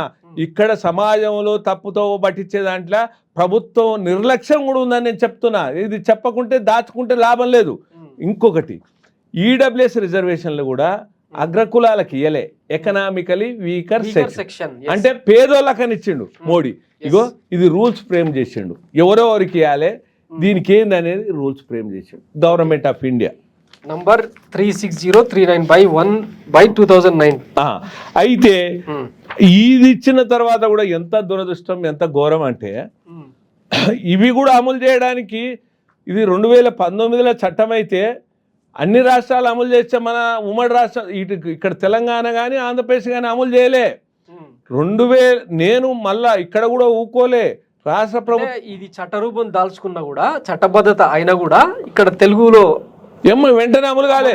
2021లో అమలు చేసిర్రు ఏది తెలంగాణలో. తర్వాత ఆంధ్రలో కూడా 2021లో అది కూడా ఒత్తిడి చేస్తే ఏంటంటే న్యాయమైనది. కేసీఆర్ అధికారంలో ఉన్నప్పుడు ఎందుకు తాత్సారం జరిగింది? ఇక్కడ కూడా తాత్సారం జరిగింది. ఎందుకు? ఈ అన్ని రాజకీయాలండి. రాజకీయాల కొరకు, కుటిల విష రాజకీయాల కొరకు ఎవరు ఏం చేస్తారో అర్థం కానటువంటి పరిస్థితి. అందుకనే సామాజిక సమతుల్యం దెబ్బతినడానికి ఈ రాజకీయ పార్టీల యొక్క నేపథ్యమే కదా. అయితే 2021లో తెలంగాణ గవర్నమెంట్ జీవో తీసింది. ఇది తెలంగాణ గవర్నమెంట్ తీసిన జీవోఎంఎస్ నంబర్ 65 ఉంటుంది చూడండి, పైన 65 కూడా ఉంటుంది. GOMS number 65 dated 2021 March 19th. తర్వాత ఇది ఆంధ్రప్రదేశ్ గవర్నమెంట్ జీవో తీసింది. ఏపీ గవర్నమెంట్, ఇదేమో తెలంగాణ గవర్నమెంట్, అది ఆంధ్రప్రదేశ్ గవర్నమెంట్. 4 నెలల తర్వాత జగన్మోహన్ రెడ్డి సర్కారు యాక్సెప్ట్ చేసింది. అయితే దీని మీద కూడా ఈ ఈడబ్ల్యూఎస్ రిజర్వేషన్ల మీద అటు కేంద్ర ప్రభుత్వానికి వ్యతిరేకంగా సుప్రీంకోర్టులో అనేక వాద్యాలు చేయడం, అంటే అనేక మంది పోవడం జరిగింది. అగ్ర ఉన్న పేదల రిజర్వేషన్లను అంటే ఇది న్యాయసమ్మతం కాదని కొంతమంది ఇట్లా రకరకాలుగా పోవడం జరిగింది. సుప్రీంకోర్టు ధర్మాసనం కూడా ఇది ఈడబ్ల్యూఎస్ రిజర్వేషన్ న్యాయసమ్మతం అని తీర్పు ఇవ్వడం జరిగింది. సుప్రీంకోర్టు అత్యున్నత న్యాయస్థానం. దానికి సంబంధించిన అంటే దానికి సంబంధించిన ఇది గవర్నమెంట్ ఆఫ్ ఇండియా అంటే వివిధ వాద్యాలు వేసి ఇది ఒక సర్క్యులర్ అనుకో. ఓకే. అంటే సుప్రీం హ్యూమన్ రిసోర్స్ డెవలప్మెంట్ అదొక సర్క్యులర్. తర్వాత అట్లనే ఇక్కడ కూడా హైకోర్టులో కూడా కొంతమంది వాద్యాలు వేయడం జరిగింది ఈ రిజర్వేషన్ల మీద. ఇది హైకోర్టులో ఇప్పుడు శాసనాలు చేసేటువంటి సభలు కానీ న్యాయాన్ని పరిరక్షించేటువంటి కోర్టులు కూడా ఇది హైకోర్టులో కూడా దీని మీద ఇది కూడా న్యాయమే అని చెప్పారు. అయితే నేనేం చెప్పదలుచుకున్నా, ఇవన్నీ సరే ఇదంతా గవర్నమెంట్ ఈ అన్ని గవర్నమెంట్ ఆఫ్ ఇండియా ఇది ఒక సర్క్యులర్ జారీ చేసింది. సరే ఇది ఒకటి ఇంతవరకు ఇది రిజర్వేషన్లకు సంబంధించింది. అయితే మీరు ఇక్కడ మనం అసలు విషయము ఏంటంటే ఈ అంటే అధికారం కొరకు స్వార్థ రాజకీయాల కొరకు అసలు ఏదైతే పేదలు ఉన్నారో పేదల జీవితాలతోటి ఆడుకునడం తప్ప ఇంకోటి ఏం లేదు.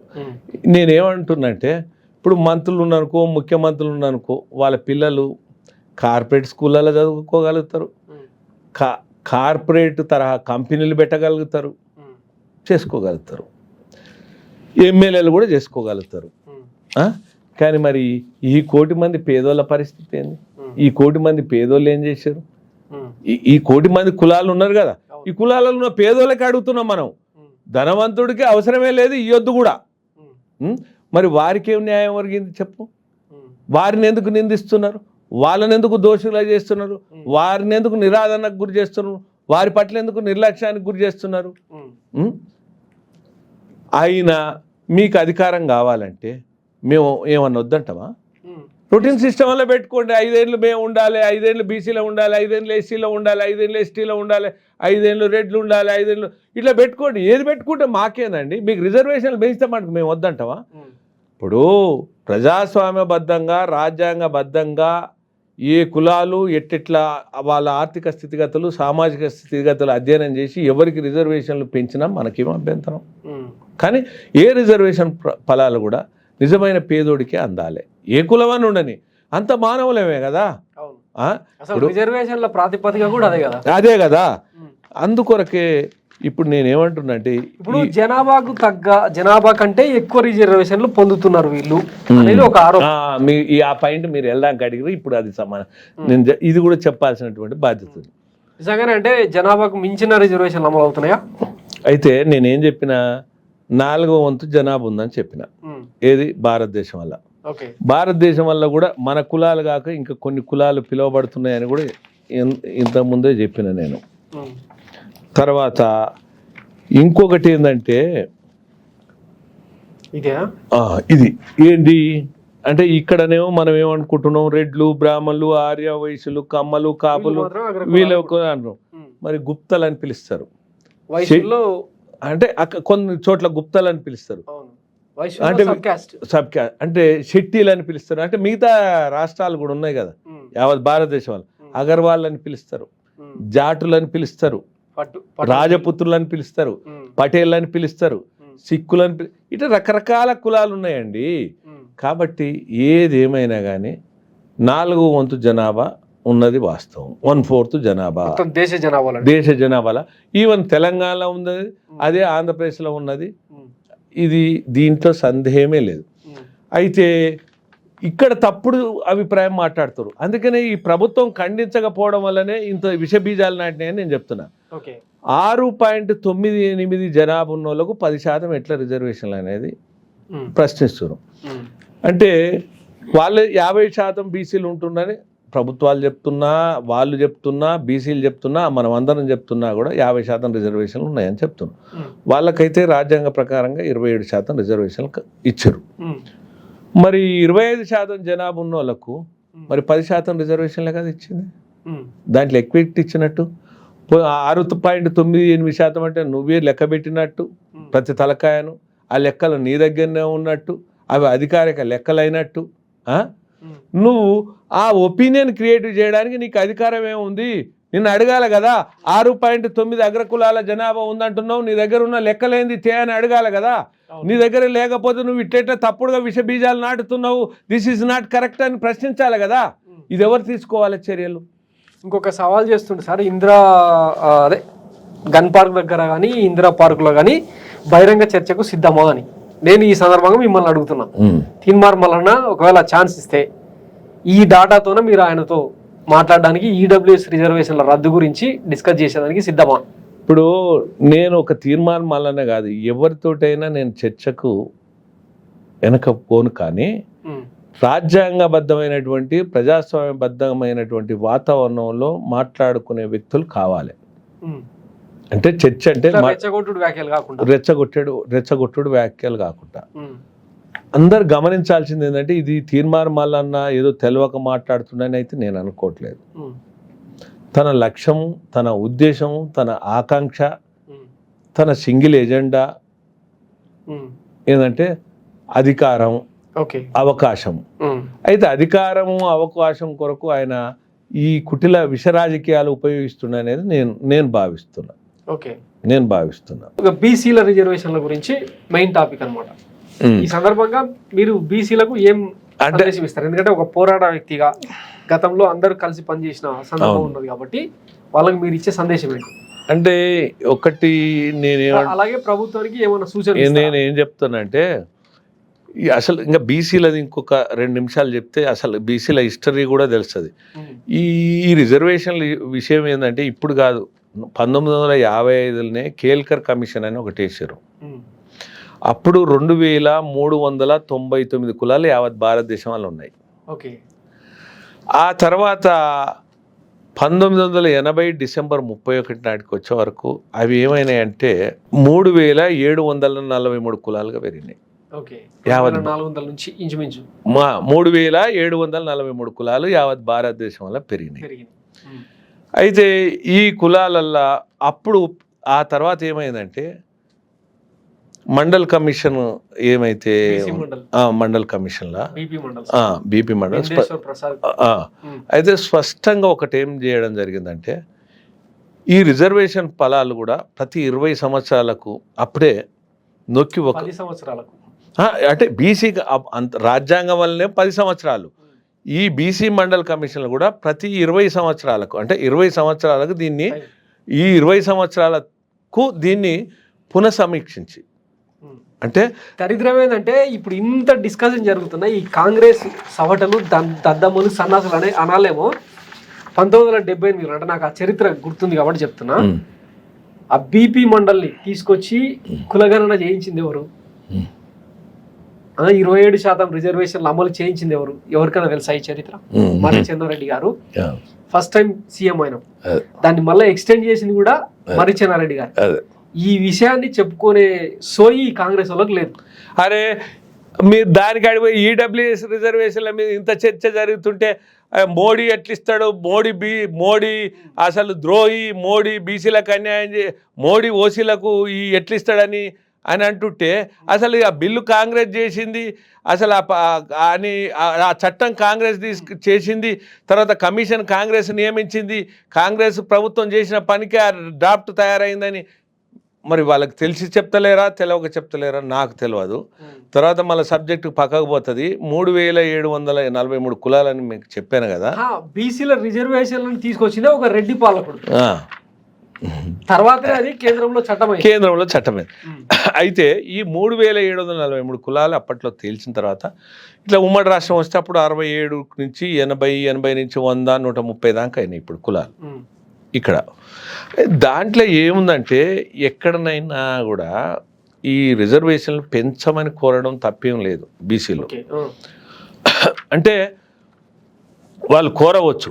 కానీ కేంద్ర ప్రభుత్వం ఏం చేస్తుందంటే ప్రతి 10 సంవత్సరాలకు జనగణన జరుగుతుంది. అవును, 2011లో చేశారు జనగణన. ఆ జనగణన అప్పుడు ఎస్సీలు, ఎస్టీలు, బీసీలు అన్నీ వస్తాయి కానీ వాళ్ళు కులగణన అనరు, జనగణన అంటారు. జనాభా లెక్కలే అంటారు. వాళ్ళ దగ్గర సమాచారం ఉంటుంది. ఎందుకు చేస్తారంటే వాళ్ళు దేశం యొక్క దేశానికి ఏ మౌలిక వసతులు కావాలి, దేశ ప్రజల యొక్క జనాభా ఎంత ఉంది, వారి అభ్యున్నతికి ఏం చర్యలు తీసుకోవాలనేటువంటి యొక్క మార్గదర్శకాలను నిర్దేశించడానికి జనగణన విధిగా చేస్తారు. అయితే 2021లో చేయాలి. పాండమిక్ సిచ్యువేషన్ తోటి, కోవిడ్ సిచ్యువేషన్ తోటి చేయలేదు. అయితే కుల జనగణన అనేది ఈ కేంద్ర ప్రభుత్వం చేయదు, భారత ప్రభుత్వం చేయదు. ఏ రాష్ట్రానికి ఆ రాష్ట్రం కూడా చెయ్యదు. కానీ అధికారం ఉంది, చేసే అధికారం ఉంది. ఎందుకు అధికారం ఉంటుందంటే వాళ్ళు ఏదైనా కొన్ని పథకాలను నిర్దేశించదలుచుకున్నప్పుడు, అంటే ప్రత్యేకమైన పథకాలు ఏదన్నా చేయాలనుకున్నప్పుడు ఆ వెనుకబడినటువంటి కులాలను అంటే పరిగణలోకి తీసుకొని జనాభా లెక్కలు వస్తే కానీ చేయడానికి ఉంటుంది. ఆ జనాభా లెక్కలు అనేది ఇప్పుడు జనాభా లెక్క అనేది కాదు, ఆ జనాభాలో ఉన్నటువంటి సామాజిక ఆర్థిక స్థితిగతులు, వాళ్ళు ఎదుర్కొంటున్న సమస్యలు, వాళ్ళకి జరుగుతున్న అన్యాయాలను ఇవన్నీ పరిగణలోకి తీసుకొని ఈ కుల జనగణన చేయడానికి ఆస్కారం ఉంది. చేయొచ్చు ప్రభుత్వాలు. తెలంగాణలో ఏం చేయొచ్చు, ఆంధ్ర ఏ రాష్ట్రమైనా చేసుకోవచ్చు. ఇది రాష్ట్ర ప్రభుత్వ ఖర్చులతోటి చేసేది. అట్లనే ఇక్కడ దానికి ఏం చేస్తారంటే రాష్ట్ర ప్రభుత్వం అప్పుడు ఒక డెడికేషన్ కమిషన్ అని ఏర్పాటు చేయాలి, మొక్కుబడిగా కాకుండా. డెడికేషన్ కమిషన్కి ఏం అధికారాలు ఉంటాయంటే ఆ కులాల జనగణనతో పాటు, బీసీ కులాల జనగణనతో పాటు ఆ కులంలో ఉన్నటువంటి వెనకబాటుతనం కూడా వాళ్ళు గణిస్తారు. గణించి వాళ్ళకు ఒక అధికారం ఉంటుంది. కొత్త కులాలను చేర్చొచ్చు, ఇందులో ఉన్న కులాలను కూడా తొలగించవచ్చు. అంటే ఎంతసేపు ఉన్నా అరువులనే ఉంచాలి. అయితే వాళ్ళకు తొలగించే అధికారం ఉండదు. కానీ సిఫారసులు అంటే చేర్చుటకు, తొలగింపుకు సిఫారసులు చేసే అధికారమే ఉంటుంది. అది రాష్ట్ర ప్రభుత్వాలు. అప్పుడు రాష్ట్ర ప్రభుత్వం నిర్ణయం తీసుకుంటుంది వారి సిఫారసులను. దానికి అనుకూలంగా వీళ్ళు రిజర్వేషన్లు పెంచమని సిఫారసు చేయొచ్చు, కానీ పెంచే అధికారం రాష్ట్ర ప్రభుత్వానికి లేదు. అది కూడా మళ్ళీ బిల్లు రూపేణ రావాల్సింది, అది కూడా కేంద్ర ప్రభుత్వమే. కానీ ఇందులో ఉన్నటువంటి వారికి, నిజమైనటువంటి వారికి న్యాయం జరగాలనేటువంటి చర్యలు ఈ రాష్ట్ర ప్రభుత్వాలు తీసుకోవచ్చు. కానీ అది నిర్మాణాత్మకమైనగా డెడికేషన్ కమిషన్ పనిచేయాలి, నిబద్ధతతోటి పనిచేయాలి, నిజాయితీతోటి పనిచేయాలి, ప్రభుత్వ ప్రలోభాలకు లొంగకుంటూ ఉండాలి, ప్రేరణకు గురిగాకుంటూ ఉండాలి ఈ కుల జనగణన చేస్తే. అయితే అట్లా చేయాల్సినటువంటి బాధ్యత ఉండే. మరి దురదృష్టం ఏమైందంటే ఇక్కడ కాంగ్రెస్ ఎవరు అడగలేదు తెలంగాణలో. ఆనాడు రాహుల్ గాంధీ తర్వాత వాళ్ళ యొక్క మేనిఫెస్టోలో ఇది కామారెడ్డి డిక్లరేషన్ అని చెప్పడం, బీసీ కుల జనగణన చేస్తామని చెప్పడం, దాని ఆధారంగా ఇక్కడ బీసీలు కూడా కుల జనగణన జరగాలని కోరుకోవడం, ఆ కోరుకున్న క్రమంలో ఈ ఒత్తిళ్లు పెరిగినాయి. సరే, దాన్ని దృష్టిలో పెట్టుకొని ఏమైందంటే ఇది ఎట్లయిపోయిందంటే ఈ కుల జనగణన అంతా సబ్జెక్ట్ అంతా ఇంకొక రకంగా పోయి లాస్ట్కి వచ్చే వరకు ఈడబ్ల్యూఎస్ రిజర్వేషన్లు రద్దు అనేటువంటి విధానంతో మాట్లాడుతున్నటువంటి ప్రక్రియ జరుగుతుంది. అంటే ఇదంతా రెచ్చగొట్టడానికి పునాదులు. అయితే నేను ఏం చెప్పదలుచుకున్నా అంటే ఒకటి నేను ఈ కుల జనగణన కానీ తర్వాత ఈ కుల జనగణన జరిపి ఎవరికి ఫలాలు అందాలి అనేది అప్పుడు 1992 ఈ చర్చ 1992లో కూడా ఇట్లా జరిగింది.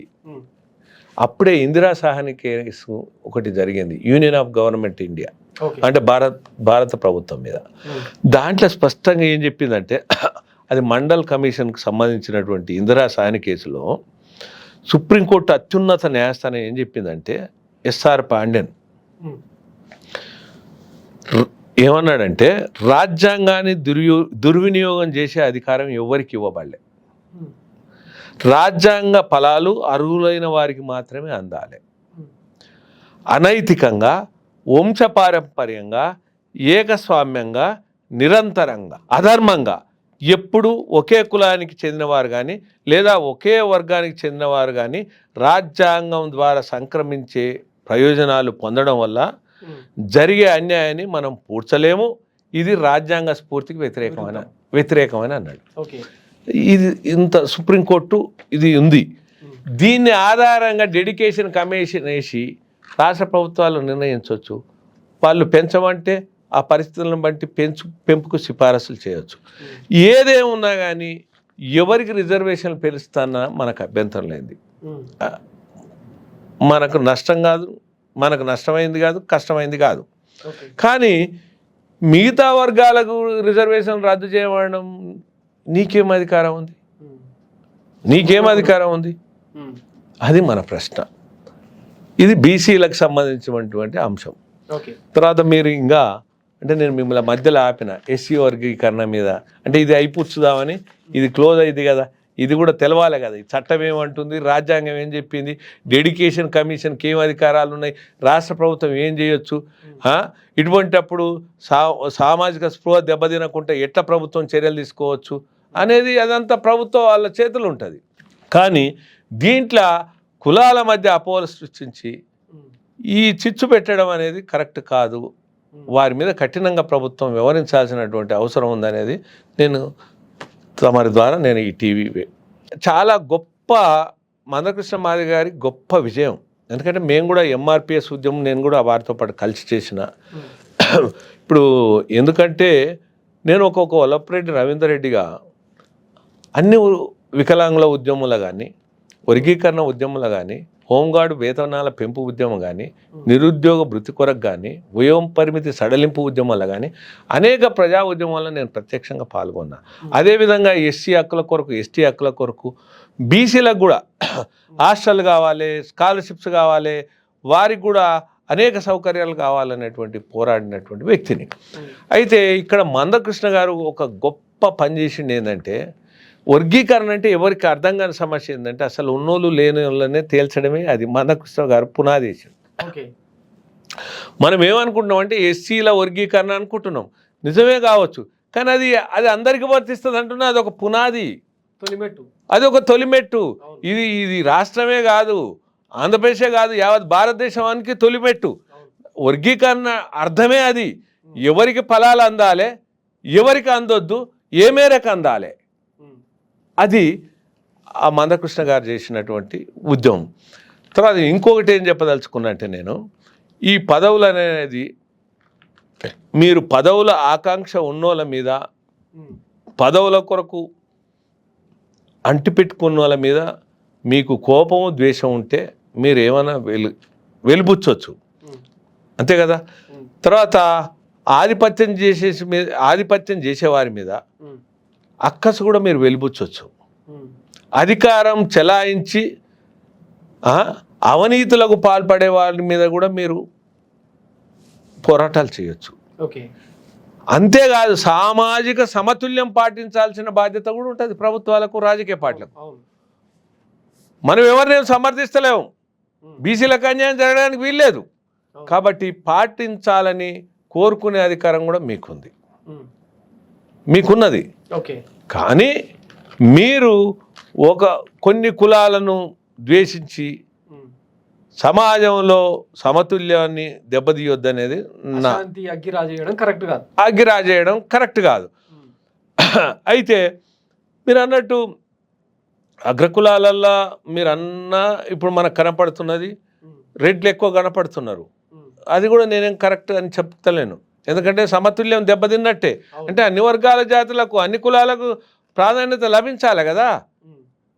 ఇప్పుడు అది కూడా కరెక్ట్ కాదని నేను చెప్పదలుచుకున్నాను. నేను అందులో కూడా ఒకటి గమనించాల్సింది ఏంటంటే, ఇప్పుడు అందరూ ఏమనుకుంటున్నారంటే పదవులో ఉన్నోళ్ళు రెడ్లు కాబట్టి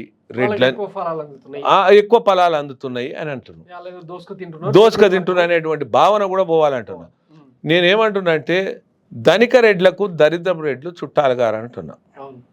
స్వయంగా రేవంత్ రెడ్డి గారే ప్రతిపక్షంలో ఉన్నాడు చెప్పారు. సరే, నేను వ్యక్తిగతంగా ఇంకా ఈయన నేను చెప్పను, కానీ ధనికుడు దరిద్రపు రెడ్డికి చుట్టం కాదు. ధనిక రెడ్లు ధనిక ప్రతికూలంలో ఉన్నది. ధనిక రెడ్లకు మళ్ళీ ధనిక రెడ్లే చుట్టమవుతారు. పేద రెడ్లు ఎవరికి చుట్టం కాదు. పేద రెడ్లు ఎప్పుడు చుట్టమవుతారు? సరే, పేద కులాలు ఏ కులాలైనా ఎప్పుడు చుట్టం అవుతారంటే ఓట్లు అవసరం ఉన్నప్పుడు చుట్టాలు. ఓట్ల కొరకు కొంగ జపాలు దొంగ జపాలు చేస్తారు. ఇప్పుడు అందరూ రాజకీయంగా అవుతురా? ఇప్పుడు ఆనాడు నేను ఉద్యమాలు చేసిన, నా ఉద్యమాలను గుర్తించిండు, నిబద్ధతతోటి పనిచేసిండని సమాజానికి అక్క రావాలనుకున్నాడు. ఆనాడు రాజశేఖర రెడ్డి చట్టసభలో ఉండాలని కోరుకున్నాడు. నాకు ఎమ్మెల్సీ ఇస్తాడు, ఎమ్మెల్సీగా ఇస్తాడు.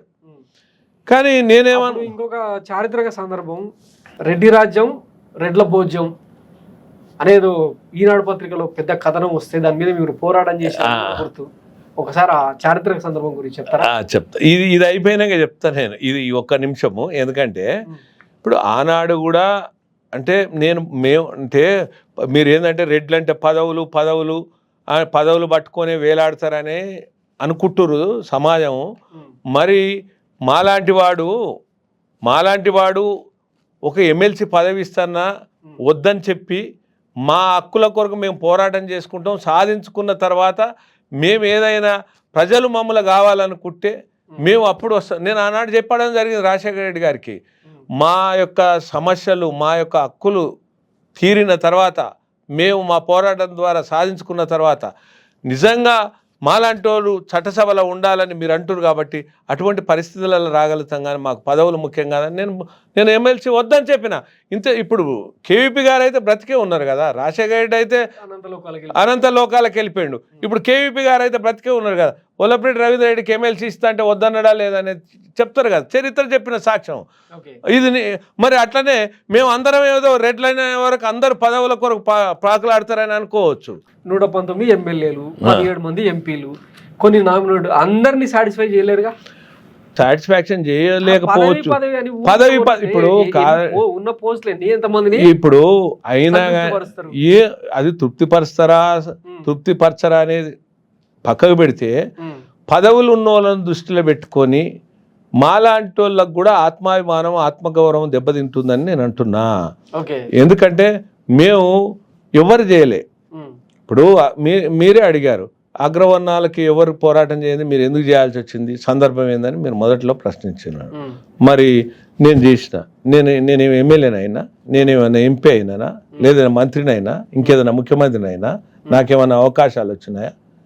నేను పోరాట యోధునిగానే ఉన్నా ఇప్పటి వరకు. నాలో ధీరత్వం కావాలి, నాలో వీరత్వం కావాలి, నాలో శూరత్వం కావాలి. దేని కొరకు? సామాజిక స్పృహ కొరకు పనిచేస్తా. నేను సమాజ హితం కొరకు పనిచేస్తా. ఒక అగ్రవర్ణ పేదలే అనేది కాదు, సామాజిక స్పృహతోటి ఏ వర్గాలకు ఎప్పుడు ఏదైనా కానీ అందరితోటి మమేకమై నేను పనిచేస్తా. ఎందుకంటే మనం ఈ సృష్టించబడ్డ కులంలో ఒక వ్యక్తులుగా జన్మించిన తర్వాత మనకేమిచ్చింది అనేది కాదు, మనం సమాజానికి ఏం చేస్తున్నాం అనేది కూడా ఆలోచించాల్సినటువంటి అవసరం ఉంది. కొంతమంది ఈ పదవులు వల్ల అపనిందలు అపఖ్యాతి కూడా నాలాంటి చాలా బాధపడుతుండు.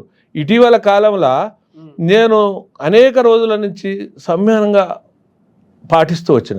నేను ముఖ్యమంత్రి గారికి లేఖలు కూడా రాసుకుంటూ వచ్చిన, ఆ గవర్నమెంట్ అడ్వైజర్ కూడా లేఖలు ఇవ్వడం జరిగింది. దీన్ని ఈ అపోహలను తొలగించే ప్రయత్నం చేయండి అని. అయినప్పటికీ కూడా ఎటువంటి చర్యలు లేకపోవడం వల్ల ఇంకా విద్వేషాలు ప్రబలంగా ప్రబలుతున్న క్రమంలో నేను ఇక తప్పదు అనేటువంటి పరిస్థితులలో మీరు అంటారు కదా, మళ్ళీ మీరు ఏం సార్ మళ్ళీ మీ ప్రయాణం మొదలుపెట్టారు, మీ పోరాటం మొదలుపెట్టారు అంటే, నేను ఇది తప్పదనేటువంటి దాని మీద మళ్ళీ నా పోరాటం కొనసాగించడం జరుగుతుంది. ఇంకా ఇప్పటి నుంచి మేము కూడా ఏమంటున్నామంటే, వ్యక్తులకు అహంకారం ఉంటుంది, వ్యక్తులకు దురహంకారం ఉంటుంది. కులాలకు అహంకారాలు దురహంకారాలు అంటగట్టడం తప్పు. ఆత్మగౌరవం అభిమానం ఏ కులం వల్లనే ఉంటుంది. ఆ ఆత్మగౌరవం అభిమానం అనేది అన్ని కులాలను కాపాడుకోవాల్సిన బాధ్యత ఉంది, అందరి మీద ఉంది. ఆ దిశగా మనం ప్రయాణం చేయాలనే దాని మీదనే నేను ఈ తెలుగు ప్రజలకు విజ్ఞప్తి చేస్తూ, ఇంకొక విషయం ఏంటంటే, మేము కూడా అన్ని కులాల ఆత్మగౌరవ సభలు హక్కుల పోరాటాలను కూడా తెలంగాణలో చేయదలుచుకున్నాం, అదేవిధంగా ఆంధ్రప్రదేశ్లో చేయదలుచుకున్నాం, అదేవిధంగా ఉమ్మడి రాష్ట్రాలనే కాదు, నేను భారతదేశ రాజధాని ఢిల్లీలో కూడా నేను గర్జించదలుచుకున్నా ఈ ఆత్మగౌరవం హక్కుల పోరాటాల మీద. ఇదిగా దీన్ని ఎందుకంటే ఈరోజు వీరు ఉండొచ్చు, రేపు ఇంకొకరు ఉండొచ్చు. అందుకొరకు దీన్ని ఎక్కడికక్కడికి కట్టడి చేయాల్సిన బాధ్యత ఉంది, వాస్తవాలు ప్రజలకు తెలియాల్సిన బాధ్యత ఉంది. నా పోరాటం ఏదైనా కూడా ప్రజాస్వామ్యబద్ధంగా రాజ్యాంగబద్ధంగానే నేను పోరాటం చేస్తా. నేను ఇంకొకటి కూడా నేను తమ టీవీ ద్వారా ఏమి విజ్ఞప్తి చేస్తున్నంటే, మన అగ్రవర్ణాలు కూడా ఎవరు కూడా రెచ్చిపోవద్దంటున్నా, ముఖ్యంగా రెడ్లు కూడా రెచ్చిపోవద్దంటున్నా. ఎవరైనా మనల్ని తులనాడినా కూడా వాటిని మనం ప్రజాస్వామ్యబద్ధంగానే ఎదుర్కొందాం. కానీ ఒకరేదో మాట్లాడిరని మనం తిరిగి మాట్లాడడం, దూషణలు మాట్లాడడం, ఇది కరెక్ట్ సంకేతం వెళ్ళదని నేను, ఎందుకంటే ఎవరు కూడా కోపోద్రిక్తులు కావద్దని, అంటే కోపాలకు గురి కావద్దు, క్షణికావేశాలకు గురి కావద్దు. కాబట్టి రెడ్లు కూడా నేను పిలిపిస్తున్నా, సంవిధానంగా వివరించి మన రిజర్వేషన్లకు విఘాతం కలిగిస్తే ఊరుకునే లేదు, తస్మత్ జాగ్రత్తని హెచ్చరిక చేస్తున్నా.